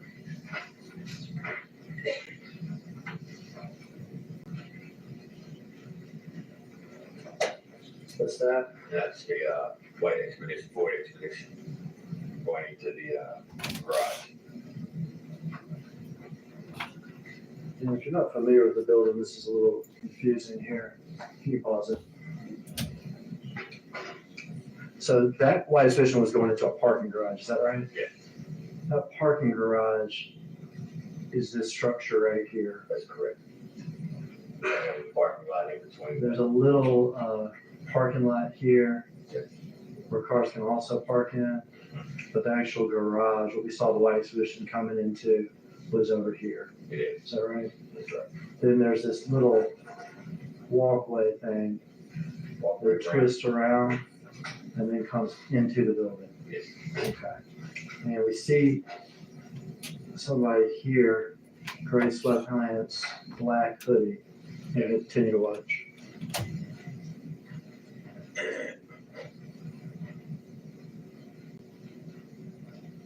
Inside of the building, Inside of the building. walking into the door there, Yes. white expedition arrives, and then this man comes into the building. Correct. Dark hoodie, gray sweat, black shoes, white bottom. He walked here, and then this camera picked him up. There's a bank of elevators back here. Yes. There's apartments on the top floors of the buildings. It is. Still way back here at the elevators. Yes.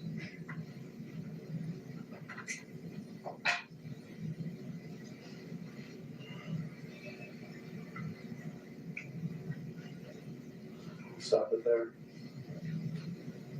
Good.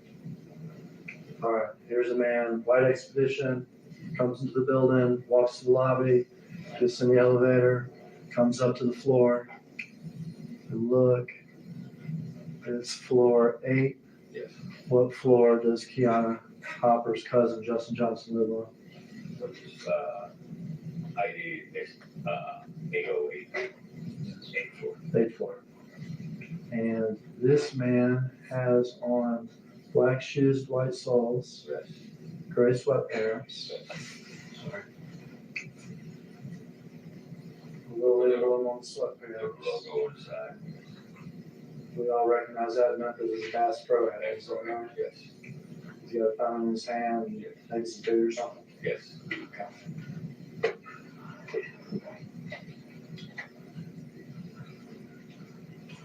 All right.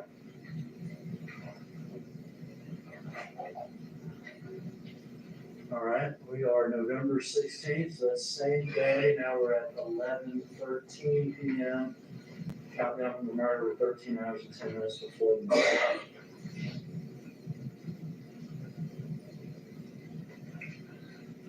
It's gonna be him coming again, white expedition. White expedition.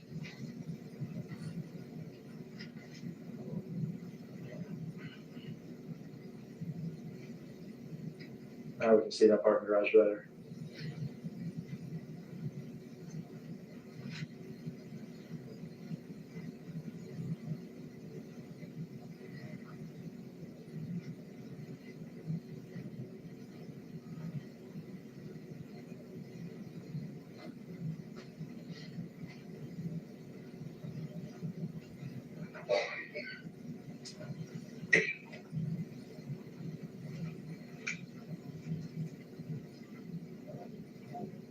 just like last time, coming in the front, Yes. gonna walk to the elevators.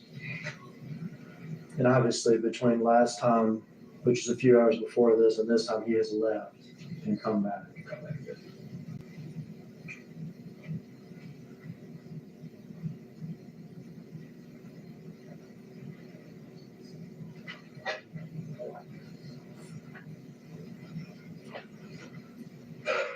I just stopped ours.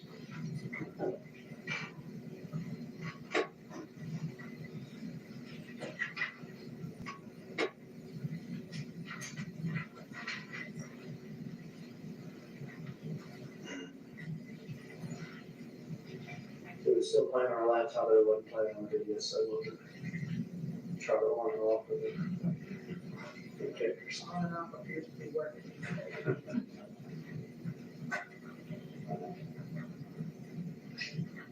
I think it is at 111.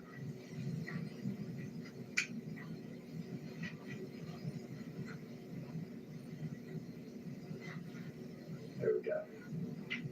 Walking to the back of the elevators. Yes.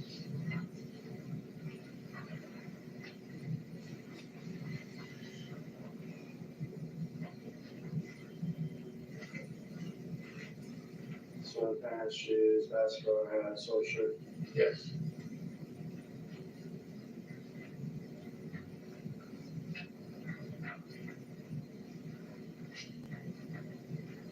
The last one we saw was from 11 at night, November 16th.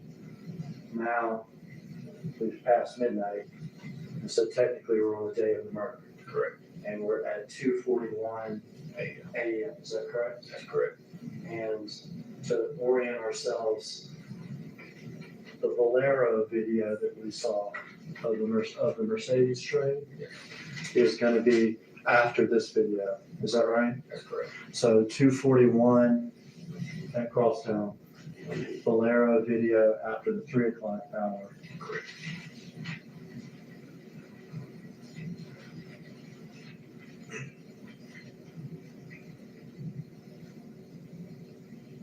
Shoes, sweatpants, hoodie, Yes. this time the hood on.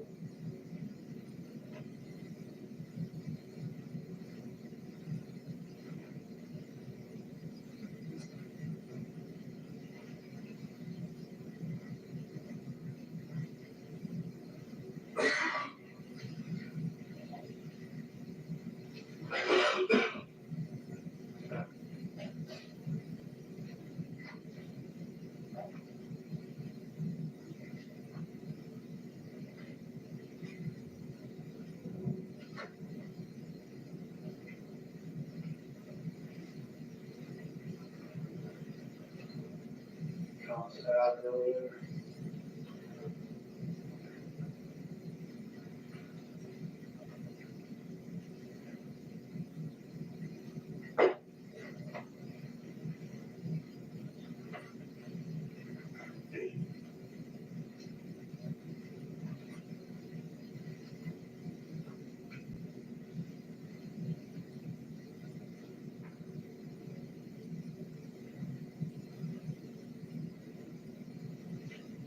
To the parking garage. To the parking garage.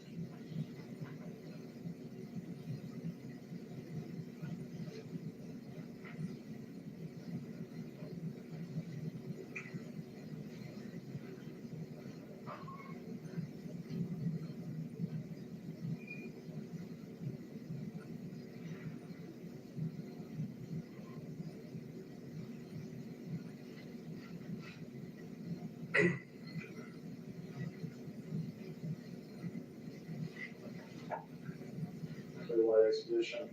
Correct. Leaving.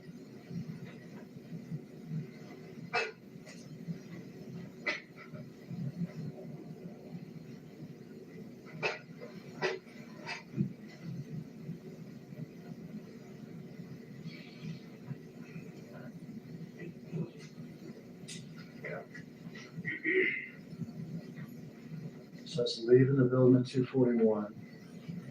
Whatever happens at Valero happens in about 30 minutes or something.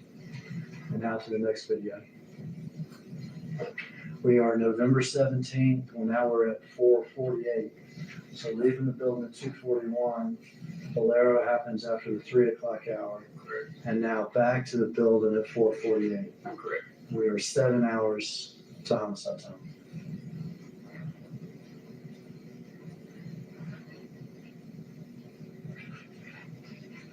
Back to the building, what? And the white Mercedes with the damage. Can you back up a little bit, stop it? That one before was perfect.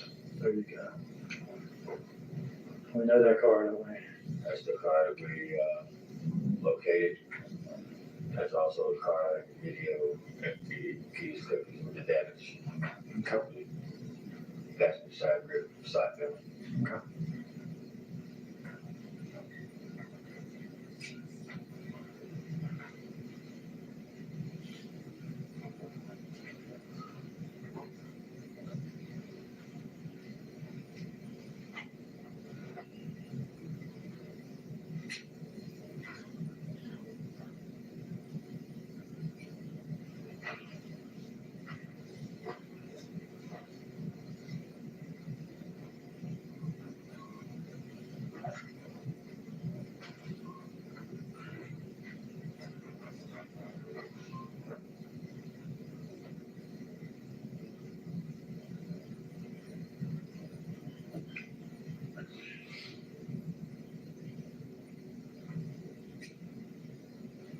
Let's come back to the white Mercedes, but also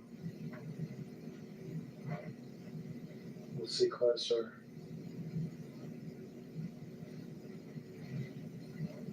I just know her. Carrying something.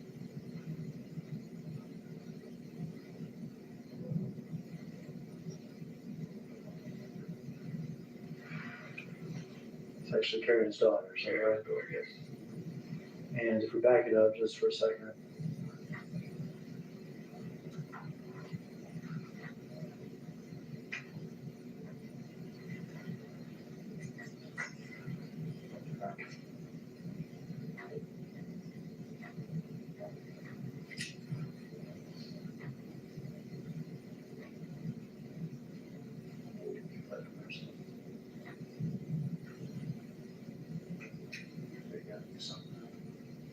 We've got the sweatpants and the shoes and the sweatshirt, Yes. and now he's carrying his daughter. Carrying door.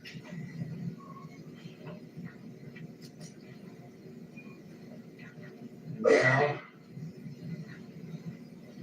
November 17th, murder day, 11:51 a.m.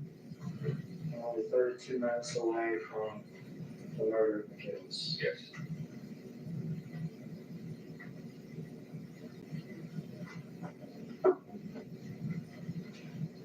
Let me stop for a second.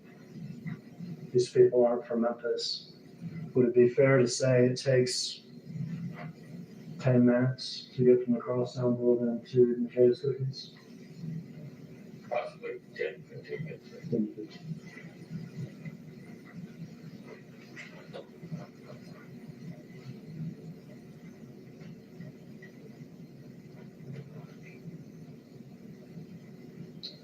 Shoes, sweatpants, sweatshirt, Bass Pro hat. His daughter's look. Yes.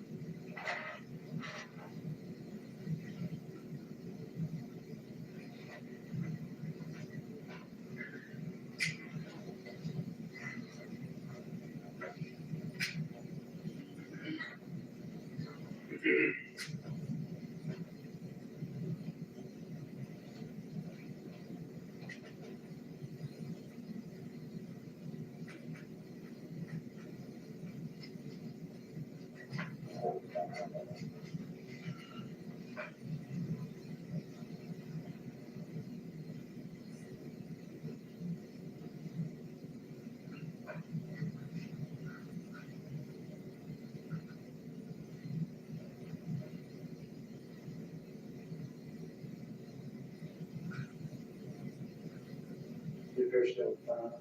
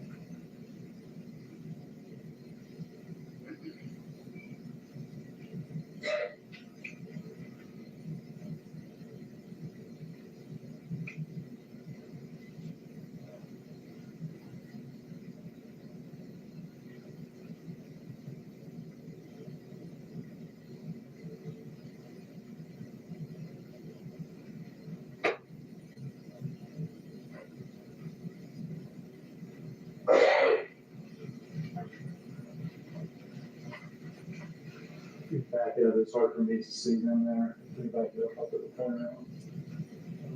He's sitting there, Right. the little kid. Sweatpants, sweatshirt. Now they're going to the garage.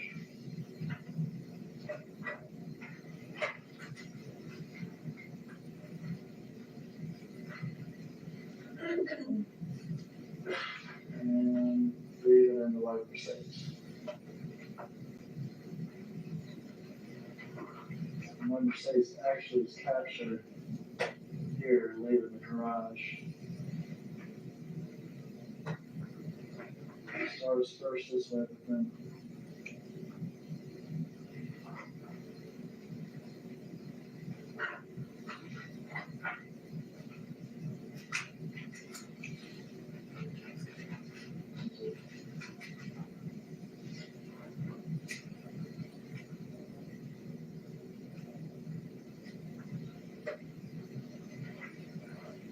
by Mercedes leaving the crosstown building 37 minutes before the outside.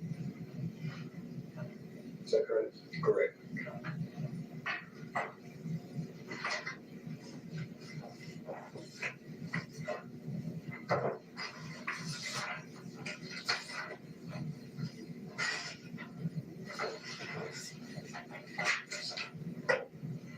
From these videos, y'all developed a couple of, or more than a couple, still shots, is that correct?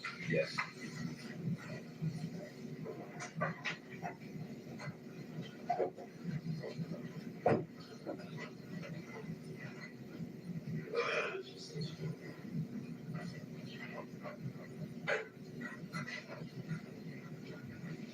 Slow it down for this one already with the Lucas's.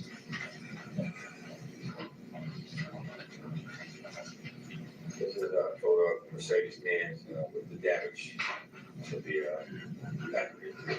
Thank you. I would enter that, and that was the safe next on the exhibit. Okay.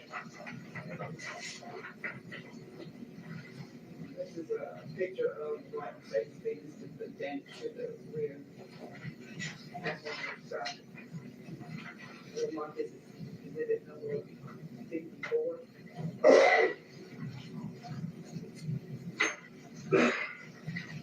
I can take that.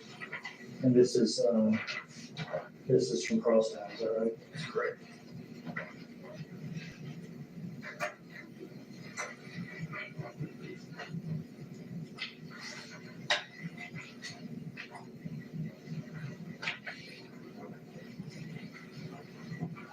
What is this? This is a still image of Crosstown video of the white Ford Expedition. We offer that in evidence of safe next on the exhibit. Okay.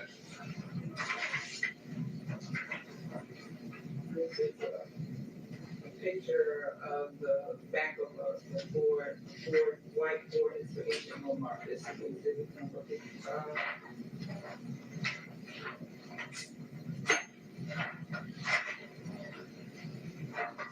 Expedition across town.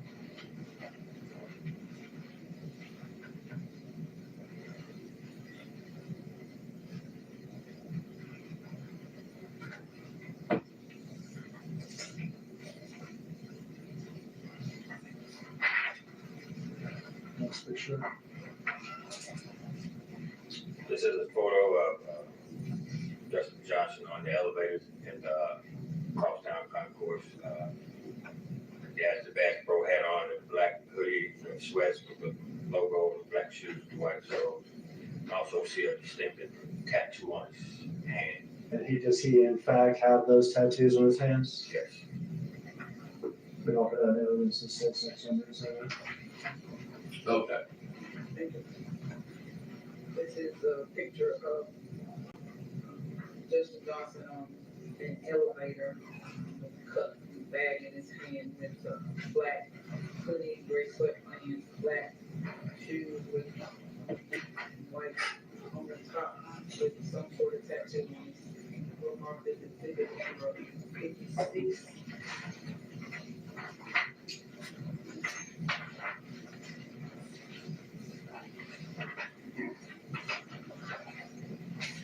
With the 6 jury.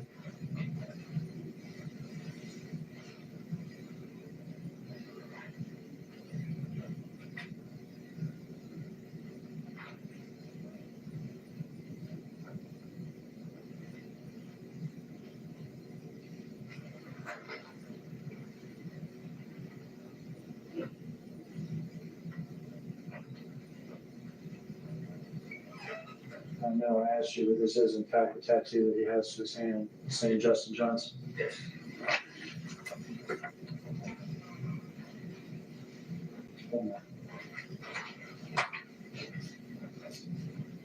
This is also a photo of across town from the video still shot. Justin Johnson carrying a little backpack. He has his daughter with him.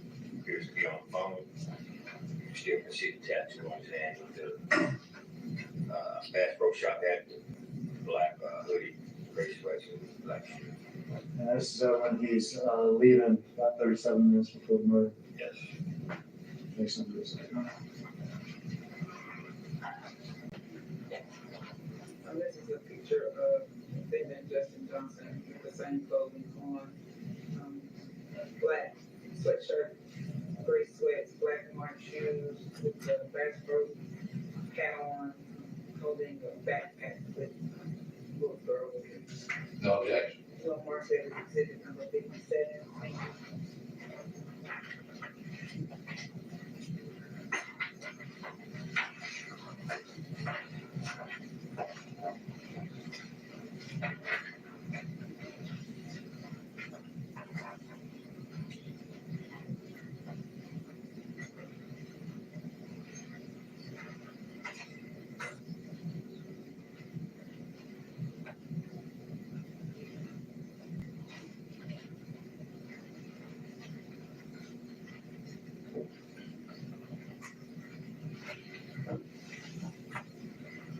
Almost done with you up there. All right. Okay. You had mentioned something earlier that I wanted people to see, not so much on that screen where it's blurry, but better in the still shots.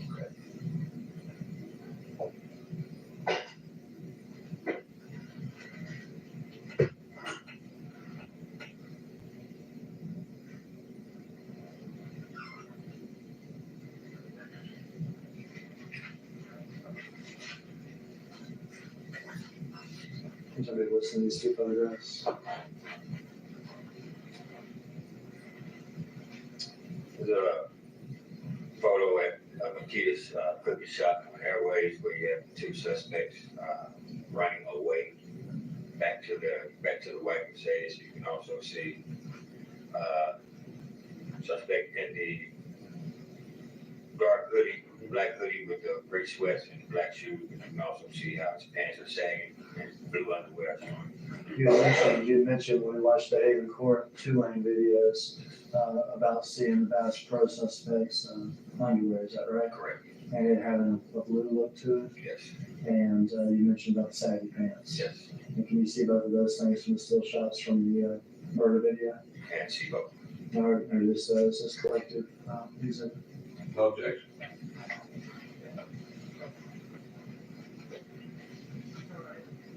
Two still photos. The first one is of two suspects with weapons running away from what's been described as the Peter's cookie shop towards a white Mercedes. One of the suspects' pants is sagging. The second photo is more apparent photo of the pants sagging with the blue underwear. Same two suspects running away. We'll mark that as collected exhibit 58.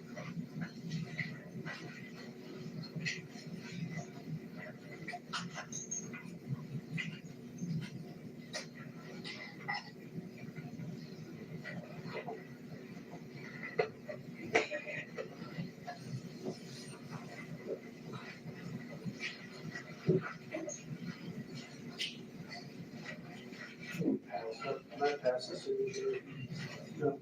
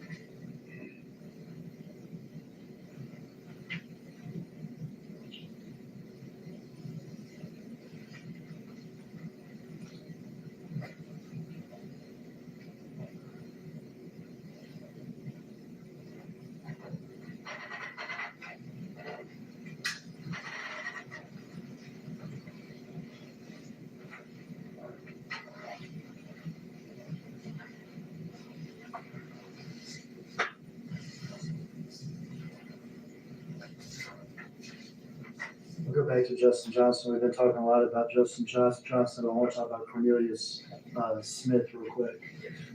His fingerprints were found on that white Mercedes. Yeah, Did y'all become interested in Mr. Smith? we did.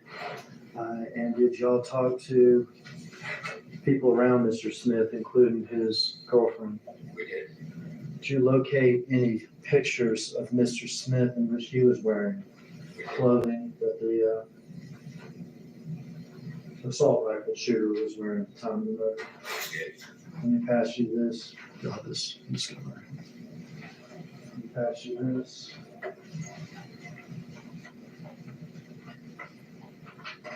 We got pictures on the left that show Mr. Smith, I think, at his janitor job at a school. Is that right? Yeah, it's, I think it was a business or a beauty shop or a salon or something where he had on the, blue hoodie, has Gap written across. Blue Gap hoodie, and then to the right are pictures, still shots from the shooting video, Correct. and with the assault rifle, and you can see that same Gap hoodie. The same Gap hoodie. All right, we mark that as his next number exhibit. No objection.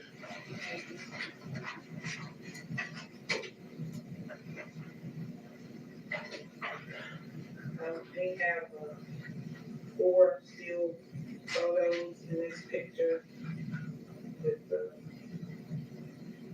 suspect wearing a mask and all 4. 3 of them are forward facing, 1 of them is on his back. The 2 left photos, he's in somewhere with a room and trash. And the right 2 photos there are the pictures from the scene at McKee's on November 14th. So we'll mark this as exhibit number 59.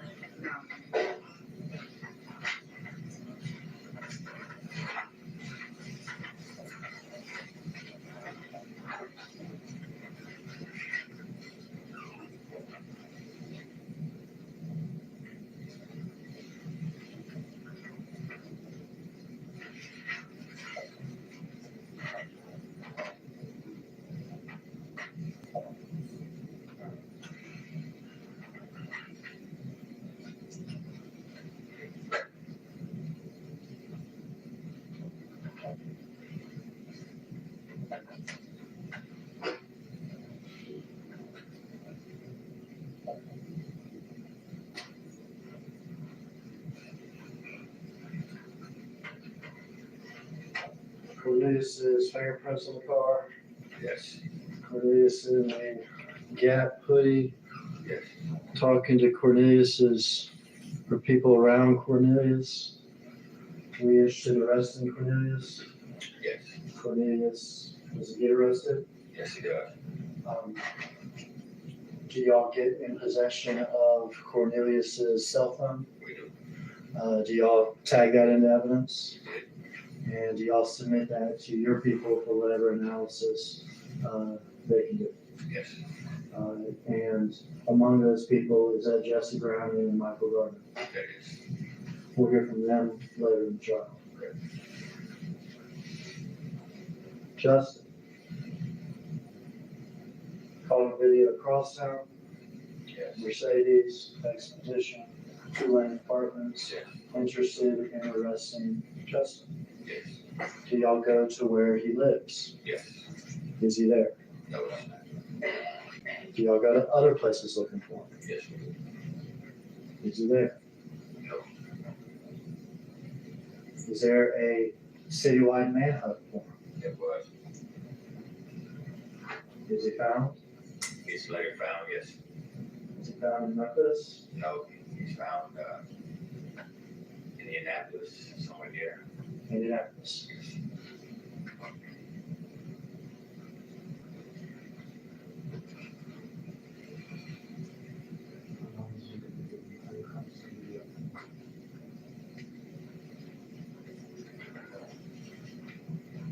Y'all also interested in Justin Johnson's phone? We were, You're interested in the phone he had with him at the time of the murder? yes. Was that found with him or with somebody else? That was, I believe that was found with someone else. And in fact, was it found with his brother Jamarcus? Marcus, yes, Johnson. And did y'all talk to Jamarcus? We did, And did Jamarcus turn that phone over to y'all? we did. And did y'all give that phone to your phone people, We did, Jesse Brown and Michael Gardner? we did. To look at it? Look at it.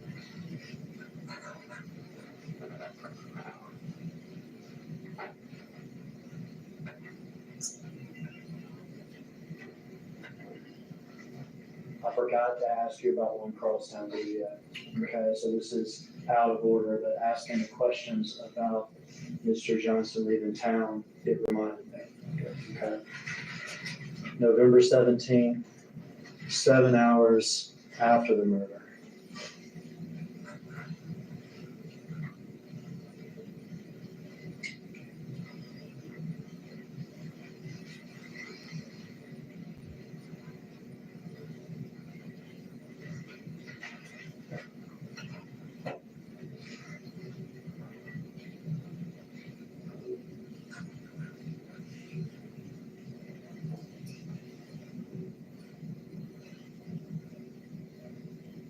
Outside's almost impossible to see because you're so far away, but individuals going to arrive in an entirely different car. This is not the Expedition or the Mercedes.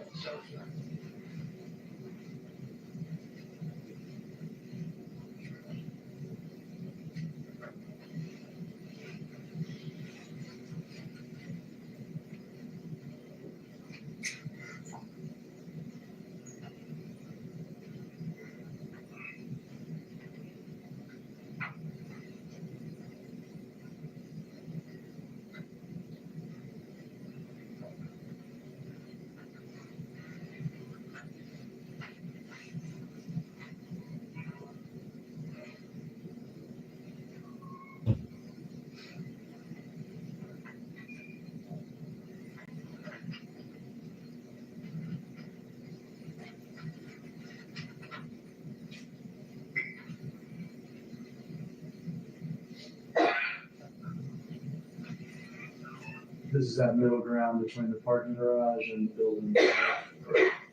And with the lights and stuff, the blur and everything, things become clearer when we walk in the building.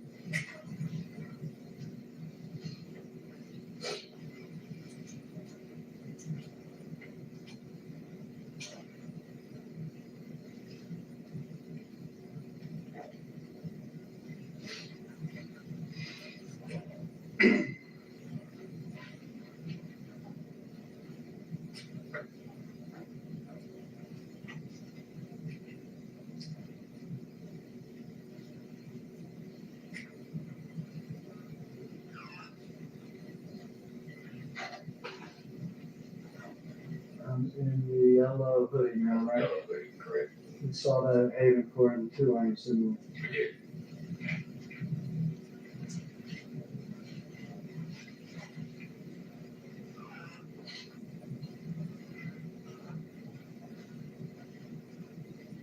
I don't know if you could tell from that video or if it will show, but no longer in the shoes, is that correct? And some slides. Yes.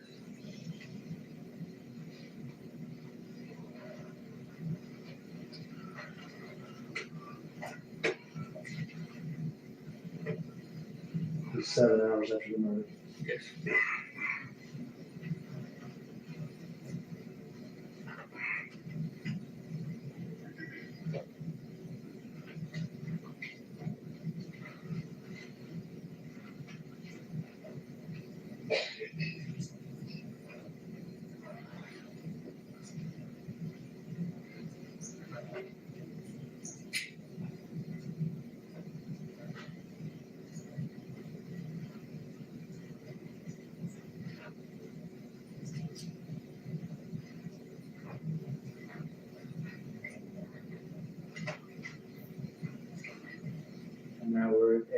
p.m., approximately 8 hours after the murder.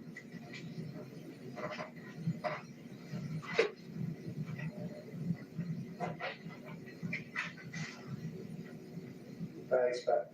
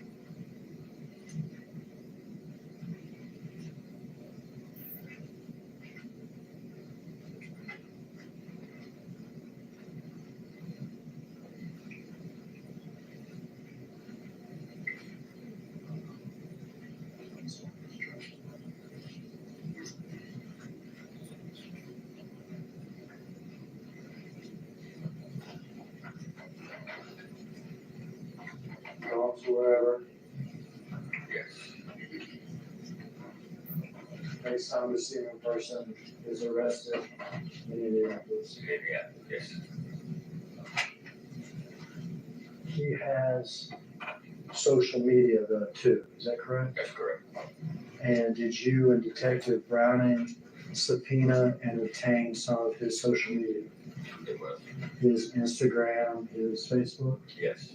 And after the murder, until the time that he's in custody in Indianapolis, are y'all able to obtain images that he posts to social media? They were obtained. That's fine. And Detective Browning Yes. may be the expert on this stuff. Yes, he is. All right, we'll see this later with Detective Brown. Yes.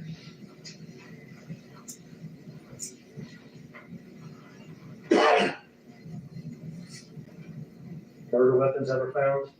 No. Big joke. His name came up in this, is that correct? That's correct. And someone has testified to this already, but Big Joke is now deceased, is that correct? That's correct. Since he's deceased, he cannot be prosecuted. Right.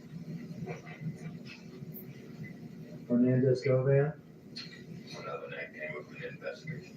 arrested and charged. Yes.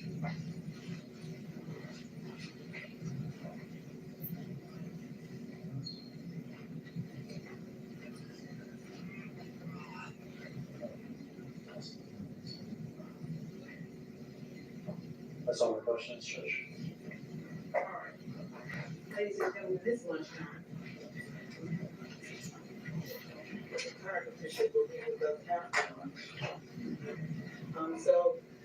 Enjoy your lunch, leave all your notes here, don't talk about this case. Protect yourself, I'll see you back at 1:45. Okay? Court stands in recess to 1:45.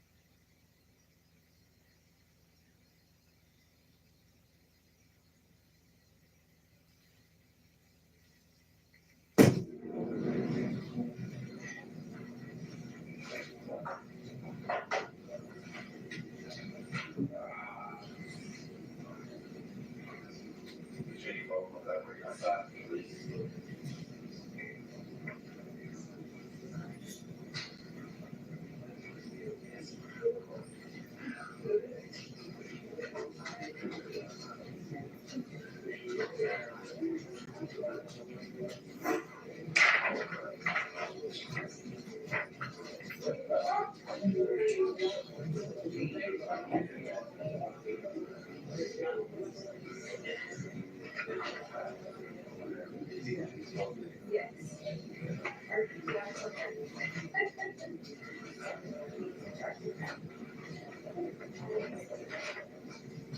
That it?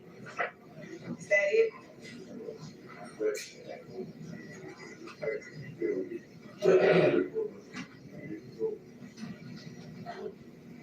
Can we go back on the record? Court's back in session. Yeah. We need to address Kendrick. Just real quick, this is by consent. Both of the parties noticed that on the bottom of exhibit 57, there's some notes that weren't intended for jury review. Okay, So the proposal is to wipe these notes off at the bottom of 50, did I say 57? you said On the 57. bottom of 57. Okay, so has that been done, or you want to give a? Mr. Evans is going to do that for us. If he's better with the white out behind.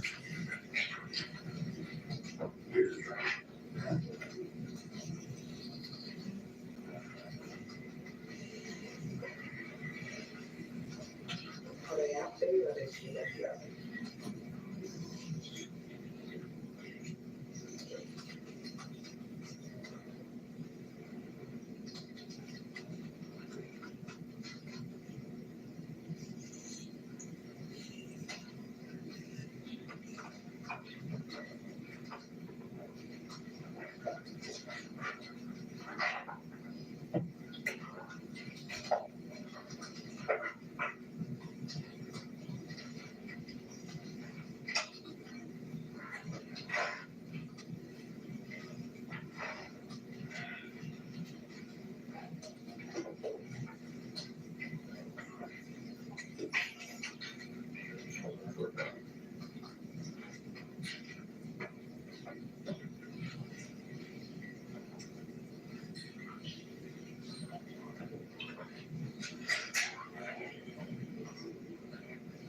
Satisfactory?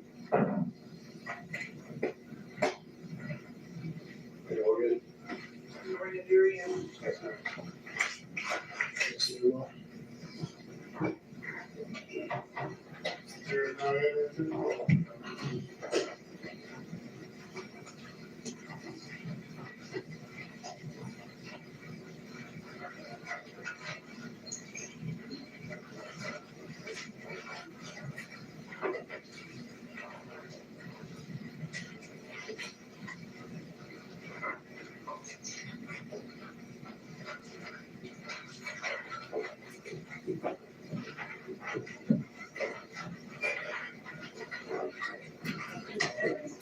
There you go.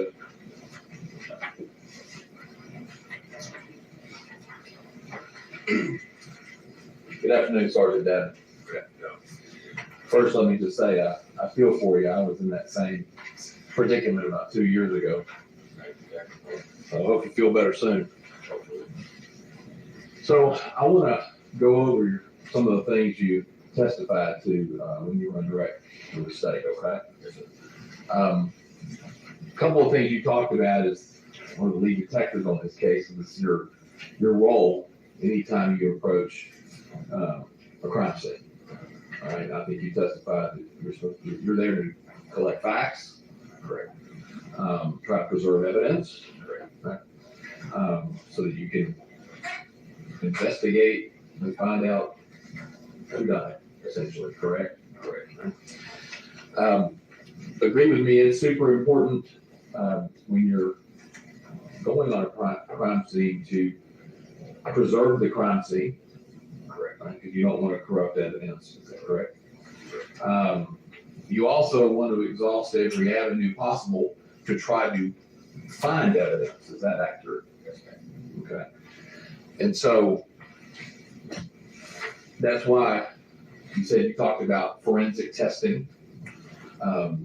You collect things in a certain way on a crime scene so that you can then provide that to CSI or the TDI or whoever that could actually test it to see if it can give you more information.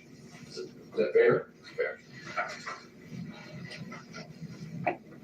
Now, a couple of things. I'll start with the initial video. I'm going to try to go in chronological order as to how you did it earlier on the rec. You talked about the handgun and the rifle style, assault rifle style weapon in the video. And at one point in time, you said that the handgun that was being held by one of the people was consistent with a 40 caliber. It's probably more accurate to say, it's consistent with any pistol. Could have been any caliber pistol, correct? Correct. Just by looking. Just like Right. And when you say consistent with a 40 caliber, you're really basing that off of the shell casings you would have found out in the parking lot. Is that correct? showcase and handgun. Okay. But there was nothing significant that you can tell from that video that can tell you that's a 40 caliber versus a 9mm versus a 380 or a 45. Okay. Now, you testified that you never recovered the murder weapons, correct? Correct. And you were asked a question of, in kind of normal course, if you recover bullets from a scene, right, and or casings from a scene, and you have a weapon you can test it against, it, you take the ballistics and they can run testing to see if it matches. Is that correct? Now, even if you don't recover the weapon, is it possible to determine a caliber, what potential caliber a fired bullet would have been? So, you pull a fired bullet from the wall at Makita Cookie or from some other place where those bullets went. Is there a way to test that and go, is this a 40 caliber? Is this a 7.62? Is this a 9? Or I'm sure it is. That would be the crime scene and collected whoever they send it out to test it. okay. And just to be clear, at Makita Cookie, y'all recovered several bullets and bullet fragments from various locations at Makita Cookie. Is that correct? Correct. As far as you know, was any testing done of those bullets and or bullet fragments to determine whether they were 40 caliber or 7.62 rounds? Are you saying bullets or casing? The bullets. Bullets? No, I'm not. Okay. And you also received back into evidence from the medical examiner several bullets and bullet fragments. Is that correct? And to your knowledge, at any point in time, did anyone try to test those, not to put them to a firearm because you didn't have the particular firearm, but to determine what caliber of bullets were recovered from Mr. Ford? Should possibly the rats or whoever took custody of those bullets. Okay. Or that's you're saying it's possible, but are you aware of any testing? Okay.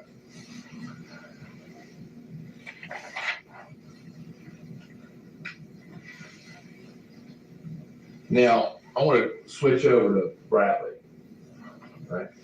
And you recovered the Mercedes from Bradley. Now, you were asked about video. And you had, because you had video from Makita Cookie, correct? Yes. And you had video from Crosstown, Yes. and you had video from Valero. Yes. And I believe Mr. Hagerman asked you, did you canvass the Bradley neighborhood for any video? Officers can't read or the investigators can't say everything. And you also, I think, testified that you knew that Hernandez Govan lived across the street Yes. from Bradley. Yes. And you and I think other officers at some point in time interviewed Cornelius Smith. Is that right? Let me ask you this. Did you go to Mr. Govan's house to see about whether he had camera footage? Other investigators walked up and down. I don't know if he went to his house, but usually walking down and see if they see any cameras attached to a house outside the house. And when you say cameras, they knock too, right? Yes. Right. So do you have cameras? And at some point in time, you became aware of Mr. Govan as a potential suspect in the case. Yes. Right? So that, as Mr. Hagerman's word, you became very interested in him Yes. as time went on.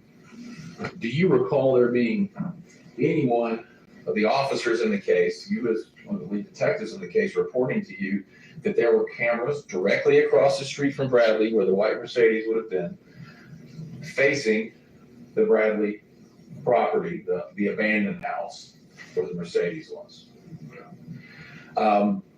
Do you recall Cornelius Smith in any of his interviews with law enforcement that you can recall ever saying that Cornelius Govan had cameras at his house that faced the Bradley house? I don't recall that. And a lot of investigators in this case, right? Yes. Working hard to try to find evidence. Yes. Correct. I bet you would agree with me if somebody had told you Hernandez Govan has cameras facing where that white car was, you would have been over there, or somebody would have been over there tracking down that lead, right? Okay, so yes. Right. And you're not aware of, at least right now, whether anybody ever spoke to Mr. Govan specifically and asked him about cameras. Yeah.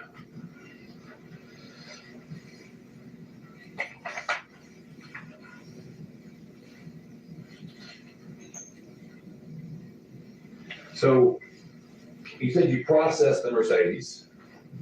So there's or others, you know it was processed. Processing. And there's a level of processing that occurs while the car's still on Bradley. Is that correct? Or do y'all just hook it up and tow it? Hook up until it, Okay. process it at another location. Okay.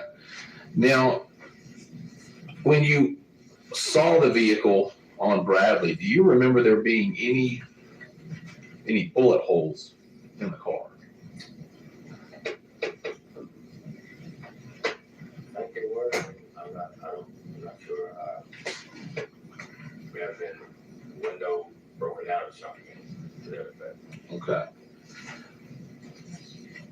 And to be clear, the window that was broken out, and I can pass you the exhibits, some of these exhibits that were previously marked. One is Exhibit 53,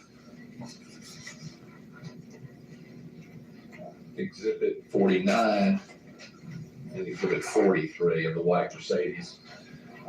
They'll kind of give you something to look at, refresh your recollection.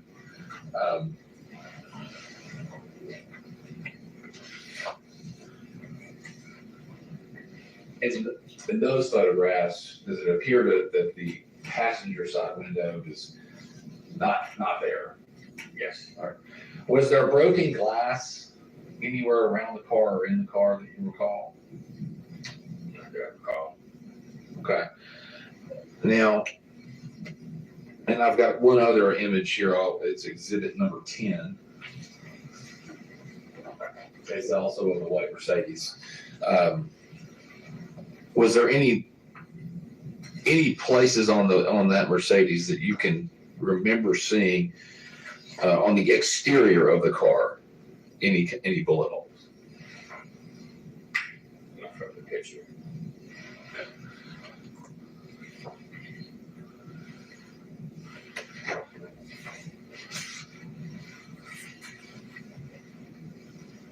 Now, some of those photographs where the vehicle being processed, the outside of the car has like black powder all over it. Yes. Is that done for fingerprint purposes? Yes. Okay. And I believe you've already testified to this, but there were several prints recovered from the vehicle. Is that right? That's correct. Mr. Smith, Cornelius Smith, Correct. Trayon Ingram, Yes. and Kristen Gardner. Yes. Mr. Justin Johnson's fingerprints were not recovered from that vehicle, correct? Now, you also were asked about DNA, and I can retrieve those from you if you want. You're also asked about DNA, and I believe the question was, there was no DNA evidence or evidence of blood in the car. Okay. Now, to be clear,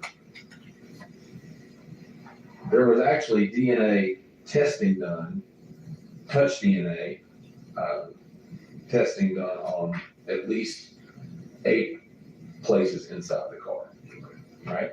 And they did swabs, is that correct?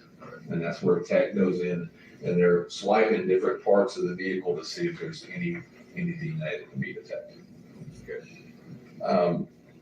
Are you aware of what the technician looks for when they decide like what areas they're gonna swab for DNA? No, I'm not. Okay. But as far as you know, were there any reports generated about whether DNA existed? I reports that they didn't have a match to it. I think that was us. All right, so your recollection is that there were reports, or was a report that there was not a DNA match to the touch DNA, but there was DNA recovered. Yes, I guess so. Okay, and I'm asking you. I'm not telling you. I'm asking you what you recall. Now, when you get DNA results, do they typically, from TBI, when you send them to TBI, they typically come back on kind of a letterhead from TBI. Is that correct? That you know? All right. And in fact, one of the items that was recovered from the Mercedes was a chapstick. Do you recall that? Yes, And it, certain things recovered inside the and in fact, that chapstick was sent along with the touch DNA swabs the chapstick was sent to the TBI for testing. All right. And came back with a major DNA profile of a male, but couldn't be excluded down to anything beyond a male. You recall that? Okay.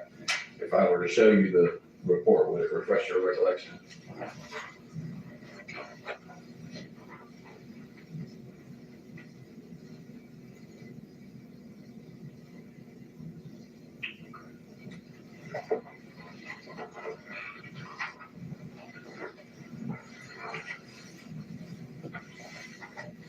Now, do you have any specific knowledge of the touch DNA swabs being sent to the TISI room investigation? All right, so you can't say whether those were actually ever sent, right? Because if they had been sent, the report that I just showed you, you would have had something back from them saying either there's no identifiable DNA or there was, and then they would analyze it further, correct? Correct.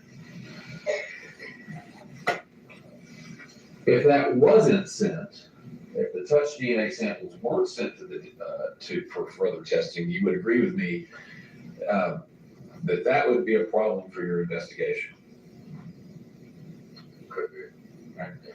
Because touch DNA, if they recovered something, that could point you directly to a person, right? With scientific fact, right? Well, this is the person that touched that part of the car. Yeah. And you don't know until you try, right? So you don't know unless you test it. Okay. Right. And if you didn't test it, that's an avenue of investigation for establishing facts and evidence that was kind of left unattended. Fair? Yeah.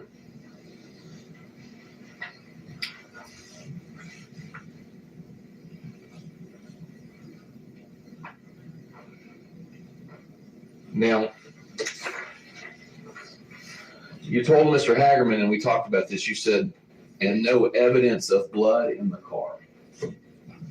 Now, somebody who works in the department with you, Sergeant Coburn, he did a lot of the processing of this vehicle, Yeah. right? Yes, all the process. And at some point, he even used something called Blue Star You know what Blue Star is? Yes. What's Blue Star? It's agent that they use to spray for location of blood inside of our things. And you would agree with me that Blue Star is something they spray it and put a light on it and it'll light up if there's blood or biological material that has been there, correct? Correct. My knowledge. And they can even use Blue Star on places where people think they have wiped down or cleaned, and it will still show. Right, that's that horrible thing that they do in the hotel rooms, right? For spray. Hear that? Freak everybody out? Yeah, so now Sergeant Coburn used Blue Star inside the Mercedes. And if you recall, inside of the driver's door, above the armrest, the Blue Star reacted with a very bright chemoluminescent, I think is the way he says it here, which is a hard word to say. And he took swabs of that as well. Right? So from what you know of Blue Star, because Blue Star is something that if you shine it and it lights up, that's typically an indication of blood or some biological material that's been in that area. That's what I've been told. Right, not an expert. Sure. And Sergeant Coburn, obviously, who processes for these things, if he swabbed it twice, it definitely showed it to be of some evidentiary importance to him to determine, is this biological or not? Would you agree with that? And as you sit here today, are you aware of the results of any testing that came back on the swabs for the Blue Star? I don't remember the notes. Okay. Like we talked about earlier, if you had tested that and it had come back, it could have potentially had DNA evidence on it, right? I'm assuming yes. And that would have been very important as one of those evidentiary facts that you would have used in your investigation. Right. And if you didn't have that and it existed, it puts you at a disadvantage of knowing all of the evidence and all the facts, correct? Correct.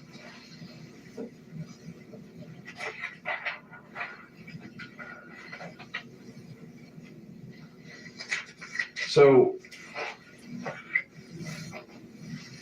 let's go to the Valero video. So the Valero video, you see several different vehicles arrive at Valero. Person I think you identified as Kristen Gardner is pumping gas for the white Mercedes, correct, right?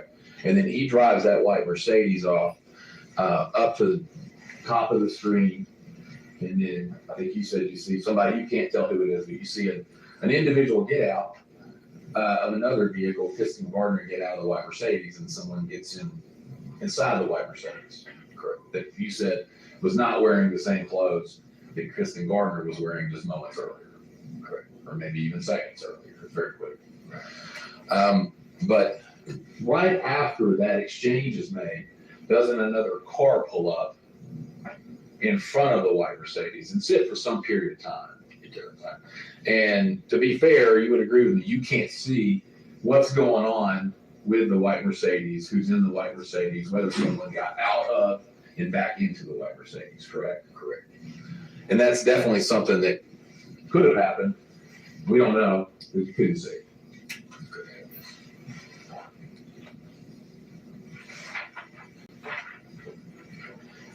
So then we get to Crosstown.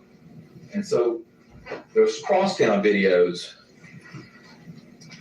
I believe you made the statement that you would see Mr. Johnson arriving in the Mercedes in Crosstown. Someone. Or someone wearing, well, let me ask you this, and you make my point, right? So you don't know who was in the Mercedes. Right? Because in fairness, the video you saw and that the jury saw is the video. Like, you can't see who's driving the Mercedes. Right? And then you see the Mercedes enter, and there are times when you'll see the person in the gray sweatpants, black, black shoes, black hoodie, walking through the parking garage, right? And you don't see the car that person gets in of or out of, right? Now,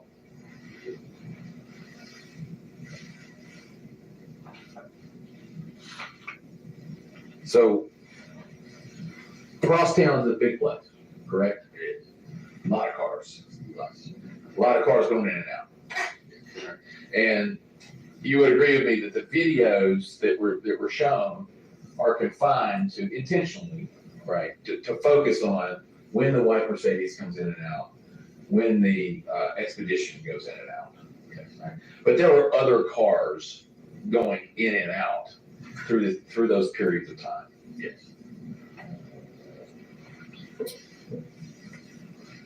And you would agree with me that during those periods of time where the white Mercedes, it shows the white Mercedes in the video come in, you can't see the driver, you can't see the person in the gray sweatpants and the black hoodie, what they get in and out of.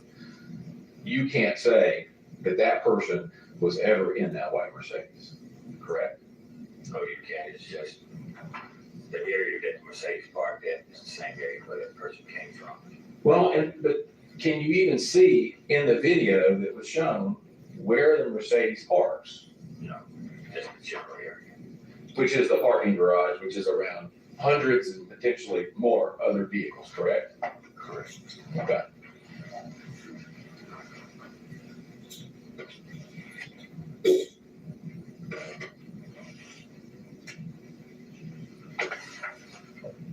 Now, there is a point in time in your testimony when you start looking at the videos inside Crosstown, specifically inside the elevator, where you specifically identify that person to be Mr. Johnson based on the tattoo, I think. Other characteristics too, but you mentioned a tattoo. Yes. And in those videos, some of those correspond with times at which you showed the white Mercedes roll in, and then the person in the gray sweatpants, black hoodie walk in, right? One of those times having a little girl in tow. Now, you would agree with me that during those times, when you see Mr. Johnson, the one you've identified as Mr. Johnson with the little girl in the elevator, in other times, he's not wearing gloves. Right. And has a little girl with him that obviously if what the state says is correct and he was in the Mercedes, would have also been in that Mercedes, correct? Yes.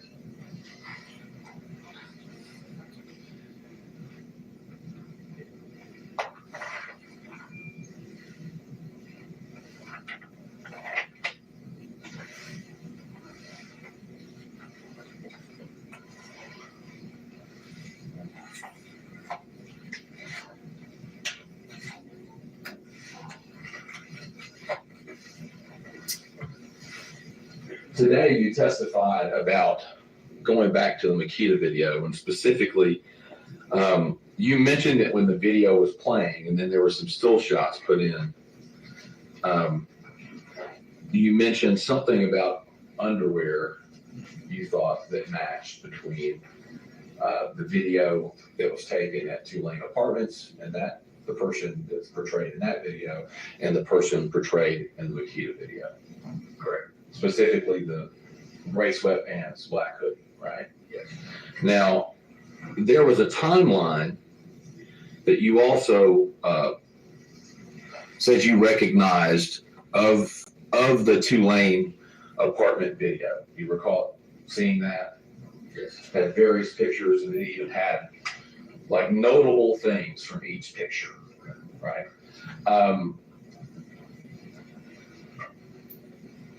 would you agree with me that nowhere in that timeline is it noted that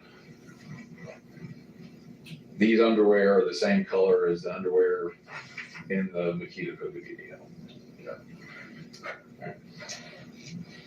Is there a reason for that? Why that wouldn't be in there? Seems like Just it's something that I mentally put in my head when I saw the video there, and I saw the video there. Okay, same clothing, just like the clothing I had on. And this, what was marked as, I mean, and again, you saw this, you're pulling that from the same video that the jury saw in evidence, correct? Yes, correct. And these still shots, which were marked as,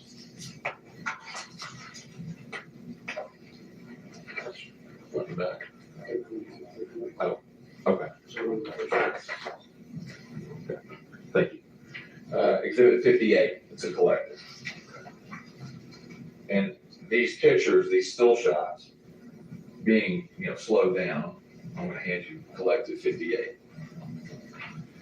And I just wanna be sure that your perspective that you think those are, you say those are blue, number one, and that you think those are, similar to the ones in the Tulane video, is based off exactly what the jury is seeing. It's based off the video that we saw today and those still images. Okay.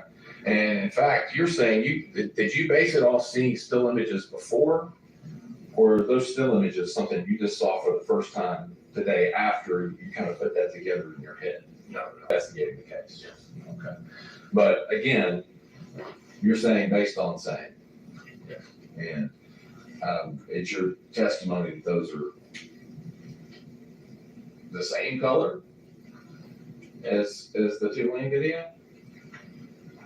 What I visualized, what I saw. But you saw. Okay. All right. Thank you.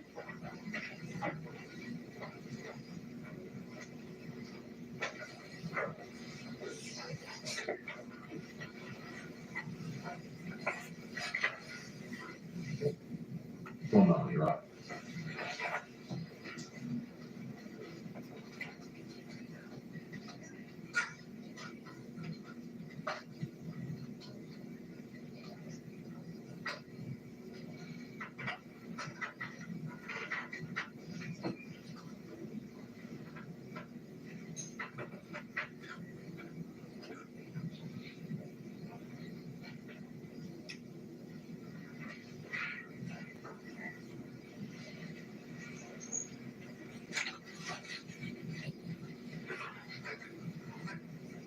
You were asked about how long it would take to get from Crosstown to Makita Cookie. I think you said 10, 15 minutes. And obviously, possible. And that's something too, but depending on time of day, traffic and everything else could be longer. Right? Could be closer to 10 or around, could be 20, correct, thereabouts. How far away from Makita Cookie is the Bradley Street address where the car was recovered from? I would say about 2 miles.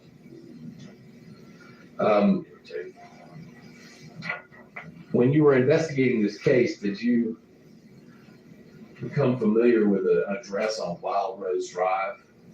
Would have been Cornelius Smith's father's residence? Correct. How far would you say that was from Makita Cookie? Maybe 5-minute drive. Maybe not, probably not that much. So. Got a little, maybe even a little less. Correct. Okay.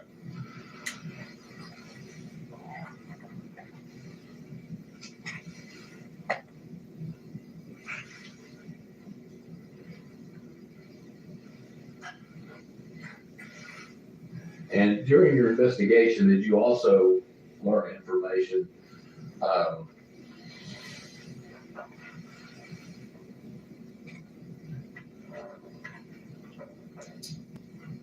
strike that.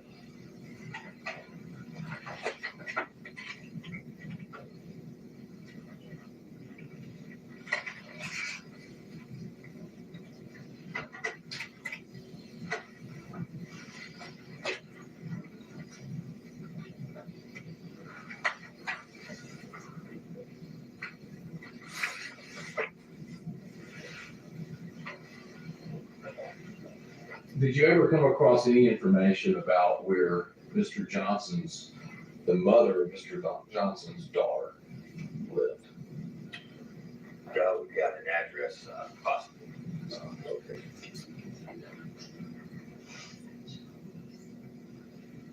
Do you recall that address off the top of your head? Did you ever do any kind of, did you drive there? Never, he drove to an apartment. She was supposed to be living. Okay. How far would you say that apartment was from Nikita Cookie? Good distance. It's, out of the White Haven area, probably closer to the 2 lanes. Closer to the 2 lane. And how far away is 2 lane from Nikita? Getting on traffic, interstate through the city, probably about 20 minutes.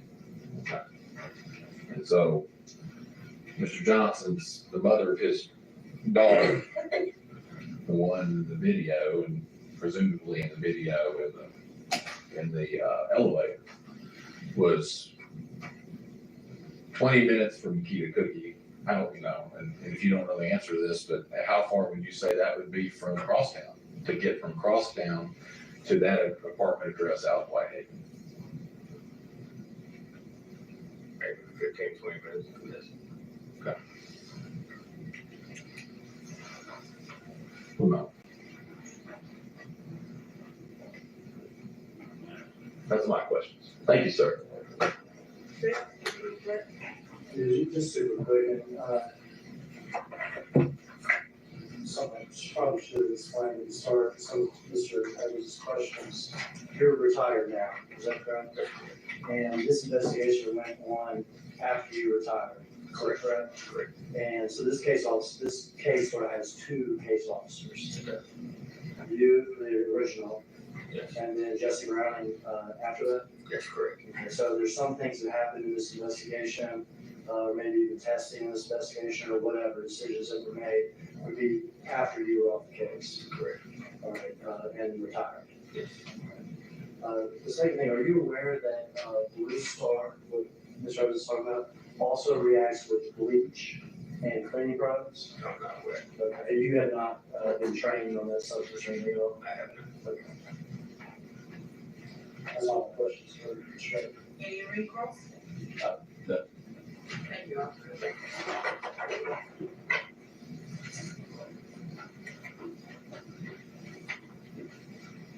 Next witness. Kirsten Gardner, who's in custody.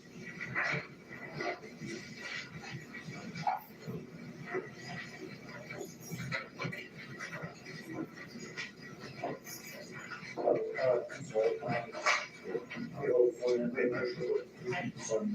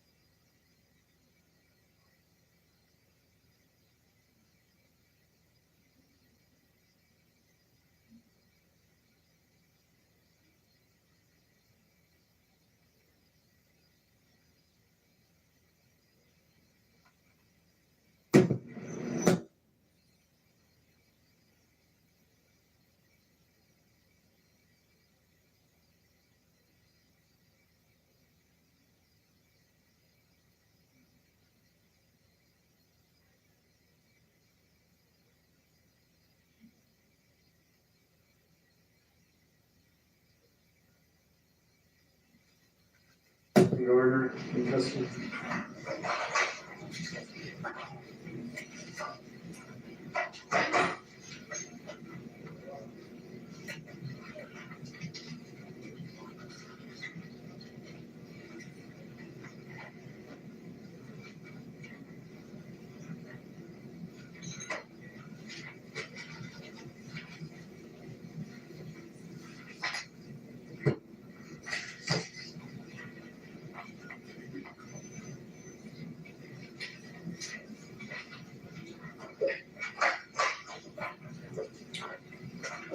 members, sir.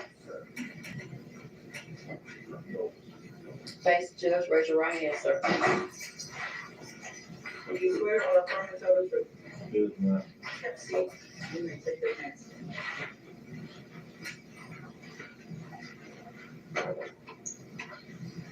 Mr. Garner, you don't want to be here, do you? No, sir. All right, you go ahead and tell me your name.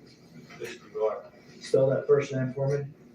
KHISTAN, Spell that last name. Gardner, GARN, And how old are you?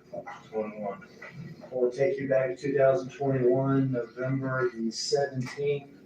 Is the early morning hours of November the 17th, just after 2 o'clock, going on to 3 o'clock a.m., okay? Did you have occasion to go up to the Valero station near the University of Memphis? Yes, sir. Where had you been before you got to the Valero station? Okay, I can't tell. Okay, was it a neighborhood house? Yes, sir. Were you up there with other people? Yes, sir. Were you up there with an individual by the name of Treon Ingram? Yes, sir. Do you know Treon Ingram?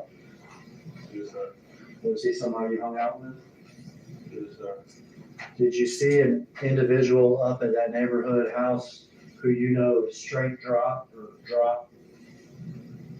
I can't tell. I didn't know.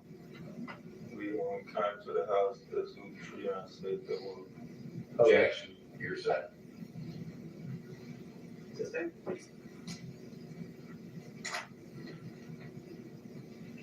You came to the neighborhood house, correct? Yes, sir. And you saw the individual there.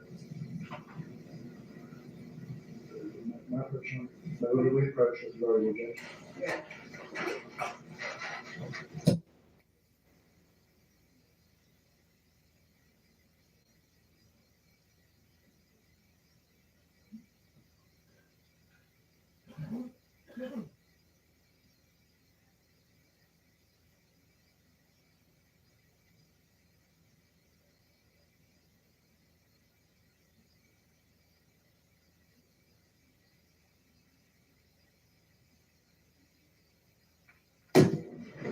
Okay, and were y'all in a vehicle?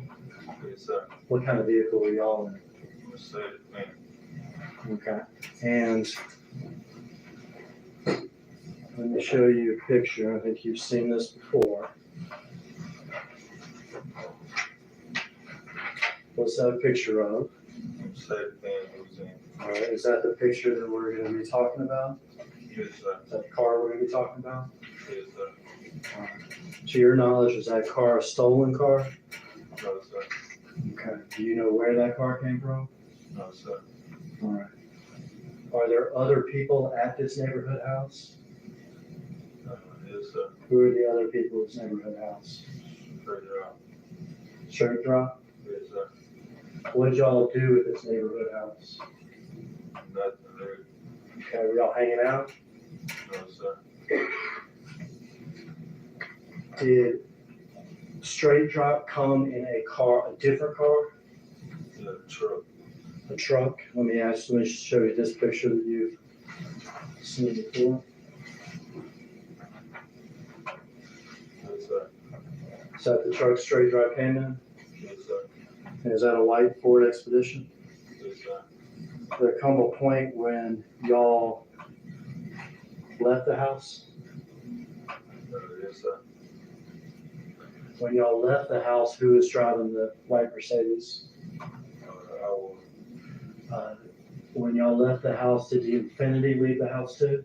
Yes, sir. Who was driving the Infiniti? Did he have a passenger with him in the Infiniti? Yeah, straight truck. Straight drop? When y'all got to the gas station, what happened? We got some gas. They talked for it and pulled off. They pulled back around and straight truck got in the Benz. And I got in the Benz. Straight drop got in the white Benz, Yes, sir. and did you leave in the Infiniti? Yes, sir.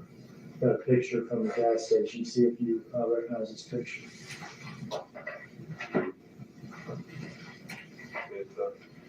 Who's in that picture? All right. Is that you next to the white Mercedes at the gas station that night?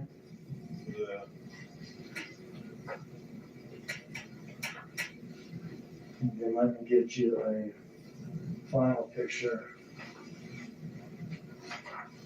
Is this another picture you've seen before? What's that a picture of? The Benz you gave her. Okay. Did you know what Straight Drop was gonna do in that Benz? Did you have any idea at all? Were you part of this conspiracy at all? Had you ever talked with anybody about killing Dolph or these other PRE artists? Why would you do that? You say that's your family, what you mean?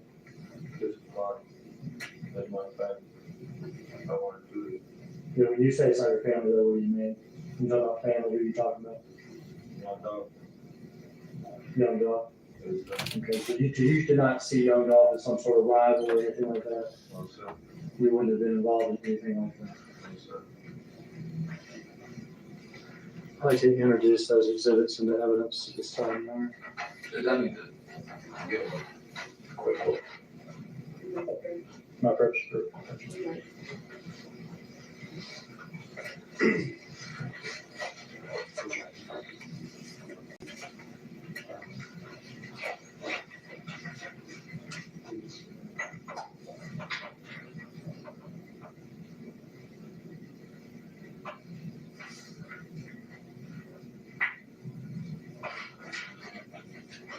Objection.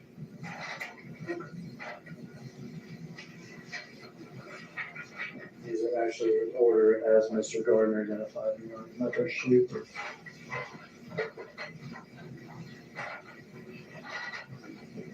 first picture is a picture of the white Mercedes with the back end damage. The picture has Kirsten Garner's name on the bottom, labeled 11/29/21 at 4:01 p.m. It also has written on it in red, the bins we gave drop at Valero. Mark, this is exhibit number 60.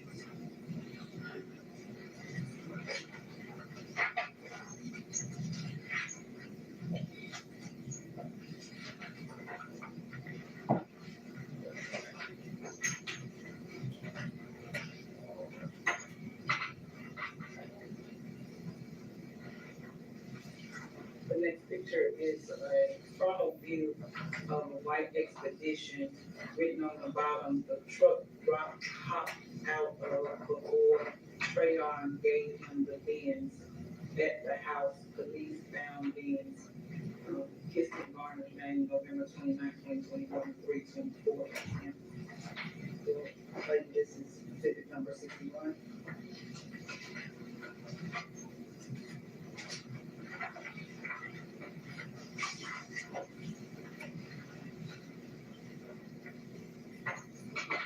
The next picture is a picture of the white vans at the gas pump. Somebody standing next to the gas pump. The statement under the picture is, "This is me pumping the gas. Drove to store following Trayon KT." The initials under the bottom. Trayon KT. Christian Garner at the bottom, November 29, 2021, 3:27 p.m. We'll mark that as exhibit number 62.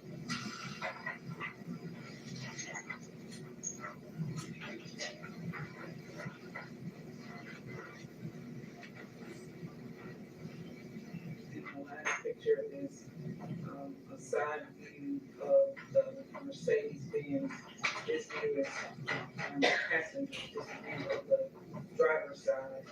The written caption under the bottom says, "This is the Benz we gave drop." Christian Garner, November 29, 2020. We'll mark this as exhibit number 63.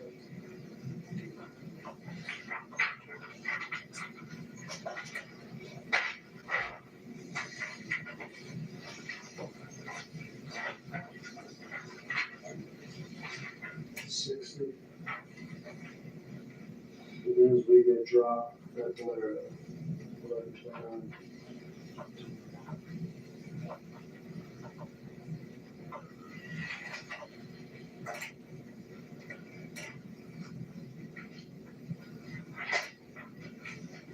$61, the truck hopped out of before Treon gave him the clearance.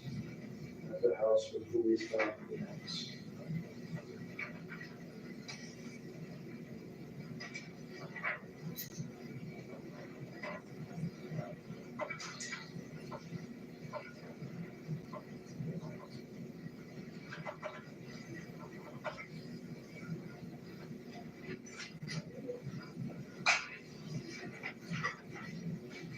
This is me pumping, next is it, this is me pumping the gas, drove to store following tree.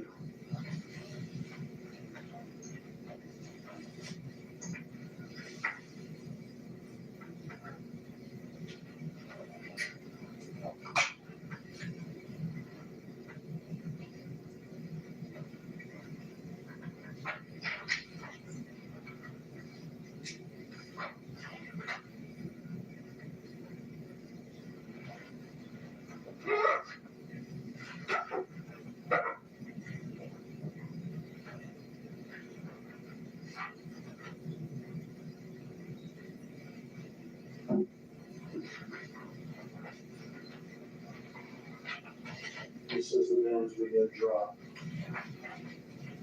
Next one, so.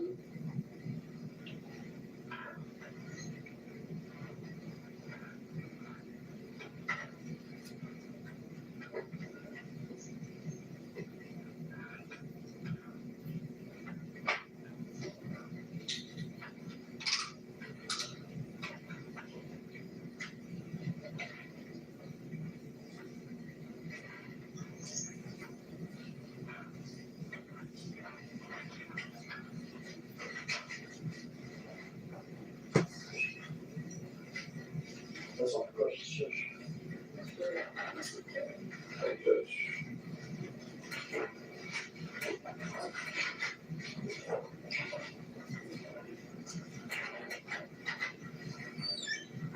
Good afternoon, Mr. Garner. No. My name is Luke Evans. I represent Justin Johnson. I've got a few questions for you, okay? Yes, sir. All right.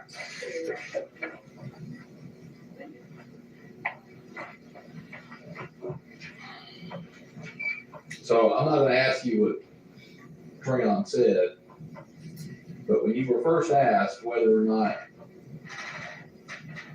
you knew whether or not you knew who Treon traded the Mercedes-Benz for, you didn't say Justin Johnson or straight drop. Yes, sir. Which straight drive, Okay, and you started to answer by saying, Treon told me. yeah, when we was at the house. When we went to the store, I seen, when I was in the car with him, I seen him at the store. So you didn't see him at the house?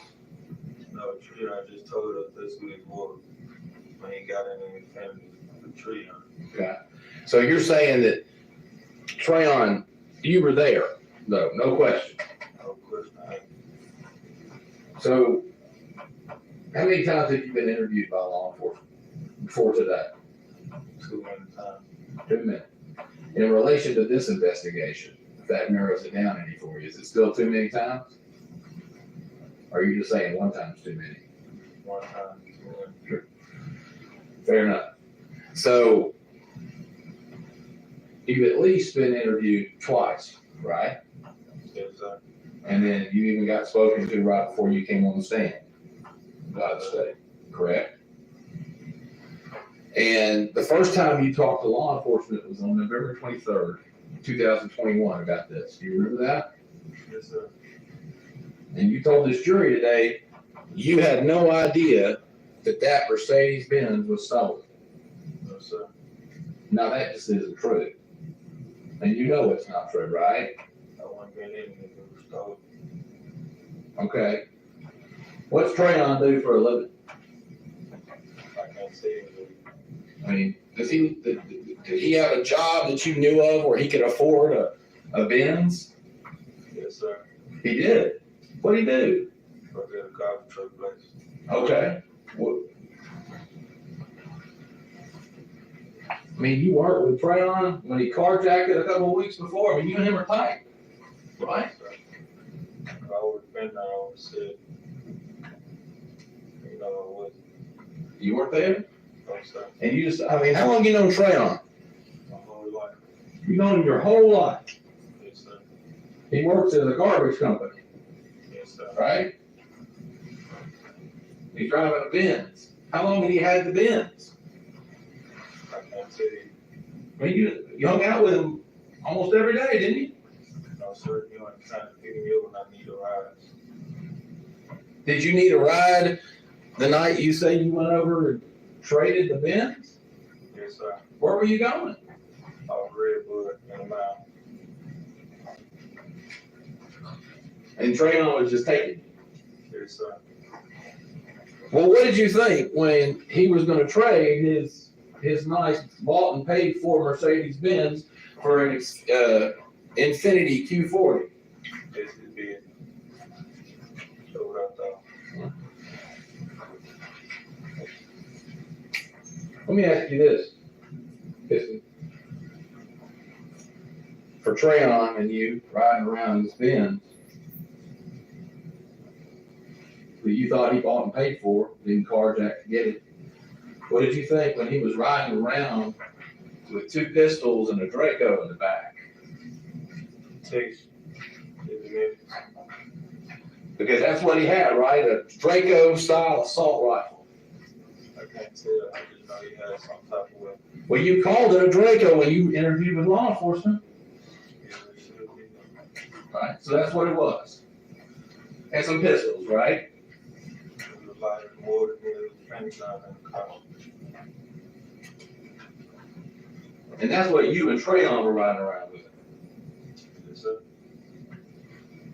Let me ask you this. November 16th, 2021, were you a felon? No, sir. What about Trayon? I can't tell. You don't know? No, sir.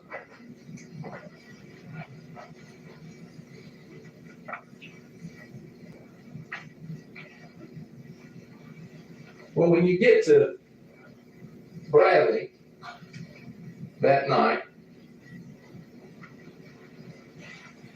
why do you have to drive a Mercedes? Those three young told me to do pump gas, drive it around.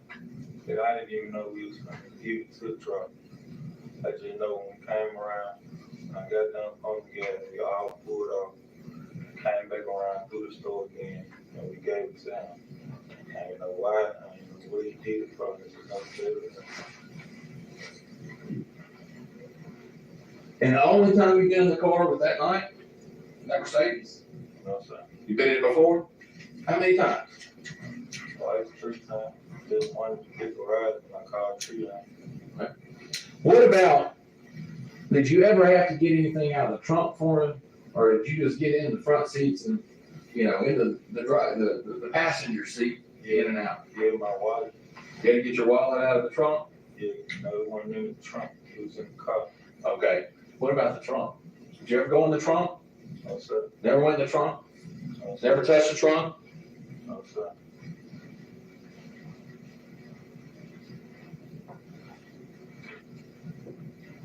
Do you know, well, you knew there was tags from multiple states in that trunk of that car, right?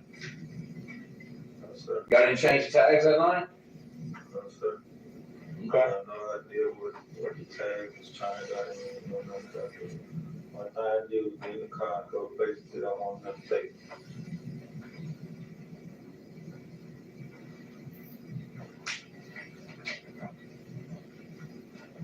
You said you thought Trayon had bought that Mercedes, right? I didn't didn't say that. I just said I didn't know where he got it from. I think earlier you said you thought he bought it, he had a job. Yeah, I just said he got a job. I didn't say he bought it. Okay. I just said I didn't know where he got it from. But you knew him to steal cars too, didn't you? No, sir. You didn't tell police that you knew, Trayon took a stolen Infiniti and a Challenger? No, sir. One time Ken said, I told him we had a Infiniti. We ain't have no Challenger. I don't know about no Challenger. But Okay. where did he come from? So, if the police have a report from your interview that says that they just got it wrong. Yeah, it seems like. Okay. Now,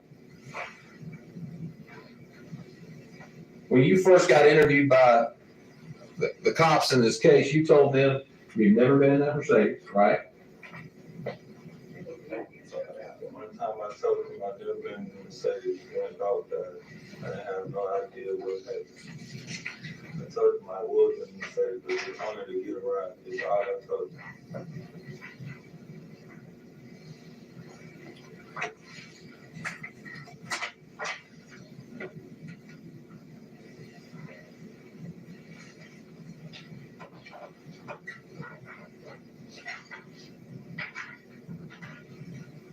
All right. You didn't tell them, what about Valero? They asked you if you'd ever been to Valero. They showed me the pictures of me at Valero. That's when I told them this word. They gave it a try. But before they showed you that picture, you said you had never been at the gas station, Valero gas station in Highland. I didn't even want to tell them nothing really because I didn't have no dealing with it.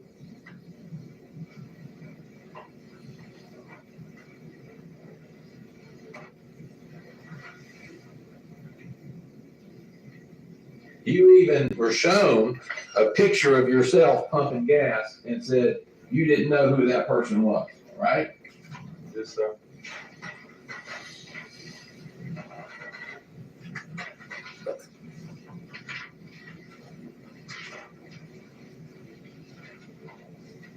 You were asked earlier if you knew, you say that it's Justin Johnson got that Mercedes. You said, did you ever know why Justin Johnson was getting the Mercedes or Straight Drop was getting? You said no, right?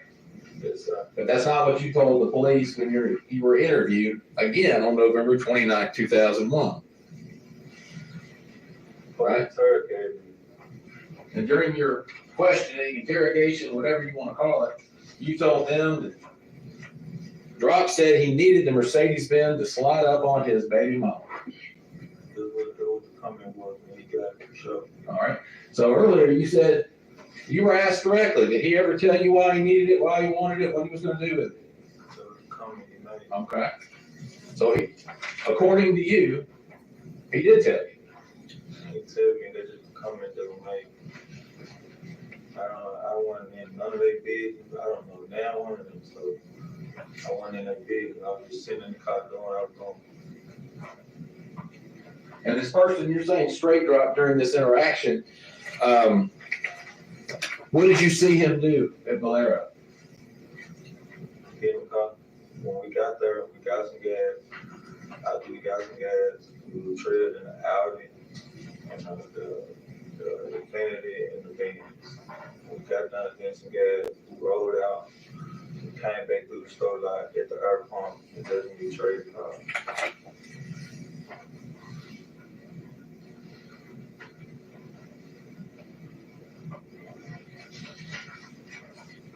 Now, after you heard Dolph got killed, you called Trayon, right? No, sir. You didn't? I was literally gonna say I was actually dropped me off. And we asked him, did he have anything to do with Dolph being dead? Because if he did, he's not gonna be around. It's simple.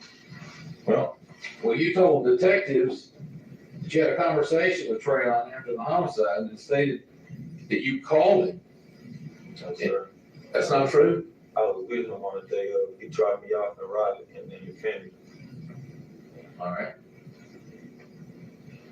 And you told Trayon, according to what you told them at the time, that people were trying to put your name in as one of the shooters and Dolph's murder.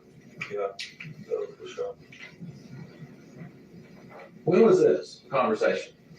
The day after me recognizing that Dolph was dead, and the day after that, we recognized that the car we were just in that had something to do with Dolph. And you already knew the day after he's killed, that people are putting your name in it. It's my family. They know what car we were just in. Like, Who's your family? When you say your family, Dolph people, Dolph, they're my family. can you explain that to me a little bit more? Are they your blood relatives? Yes, sir. How are y'all related? Cousins. Okay. And you're saying the family would have known that you were driving around in that white Mercedes? Yes, sir. How would they have known that? Because I was calling them, letting them know when we got to me, You called Dolph's family. you know, we called people that were related. Who'd you call? I can't tell. What do you mean you can't tell? You don't know? They're not in it. Who'd you call? Can't tell. Treon did all the calling. I thought you just said you called them. They're your family. They is. Treon did all the calling. But why is he calling Dolph's family? Trying to get it. They trying to get the car going. Why would Dolph's family know how to get the car going? Yeah, just Dolph family. There was plenty of people that were trying to get the car going. Well, you just said it was Dolph's family. Who you were calling. That's who we're talking about, Mr. Garner. Yeah. Yeah. So you stole the car. Well, and back again. You said earlier you didn't even know the car was stolen. Why you keep saying I stole the car? Why are you trying to get the car going if you didn't steal it? I didn't steal it, but Treon was trying to get the car down. So Trayon stole it. I don't know. What do you mean you don't know? Why is he trying to get rid of the car? If he bought it. I can't tell you, and I didn't say he bought it. I didn't know where he got it from.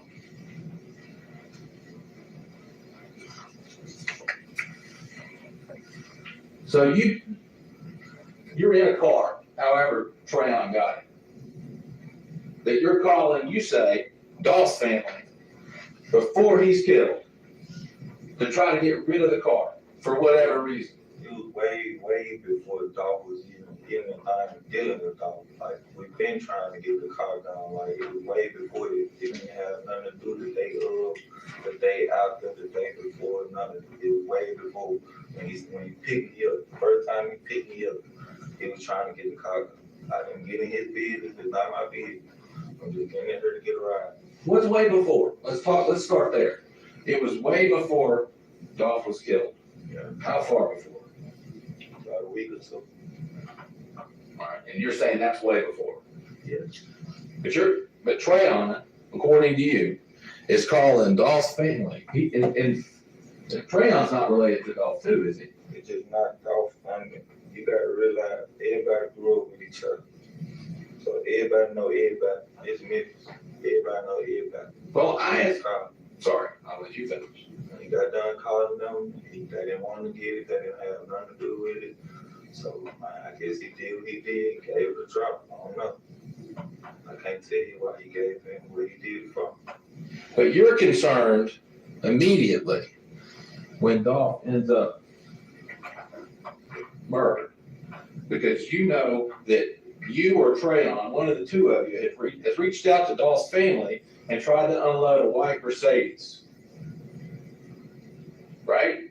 Which is in the video, driving away. Like my fault, but why you keep saying it was just Dolph's family? Like I told you, it was multiple people he was trying to sell the car to. That's what you said. Yeah. That's what you said.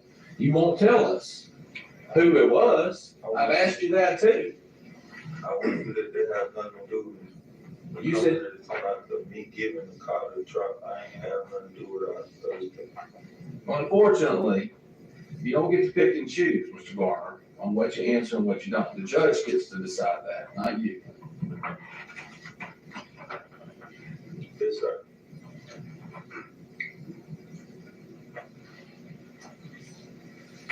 And you're concerned, and the day after, because maybe not the only people, but you've interacted, as you said, a lot of people, some of which were your family, which you identified as Dolph's family, with that car, and your name is in it, right? Same car that's got, as luck would have it, a Draco in it, and two pistols. At least, you said a bunch, but at least 2 pistols, right? There's a lot of witnesses. And you're immediately concerned, right? Because you think, oh no. Now, when the dog died, and I seen the Mercedes on the news, of course, man, who not finna call them if I'm in this car and they just did shit like, I ain't finna act like I didn't, I called. Well, you called them because somebody said you were involved. It's most of the people I call, like, bro, like, what's going on, like, and me not knowing about it, like, why I'm in this car, like, y'all put me in something that I don't even supposed to be in, really, And this was the day after. just, This is before you ever even come on the scene. Like you're not picked up by law enforcement yet. You're not talking to the cops. That doesn't happen to this you. came to mind right after the dog died, like, it came a couple days after, like, so it was nothing. I already knew that I was gonna get picked up regardless. As soon as I said that I got picked up for nothing. And started lying right there. Right? Trying to hide your involvement. This dog, like, I wouldn't want to be in there, like, knowing I ain't got nothing to do with it.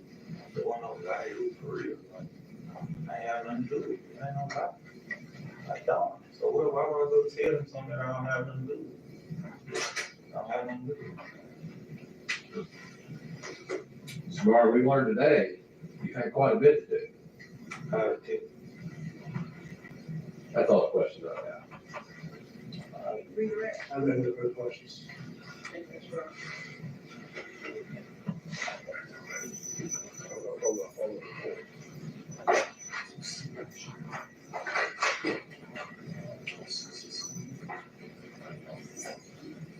Are you next week, man? Wait 1 second, I already got stipulation, I would like to go ahead and read to the record.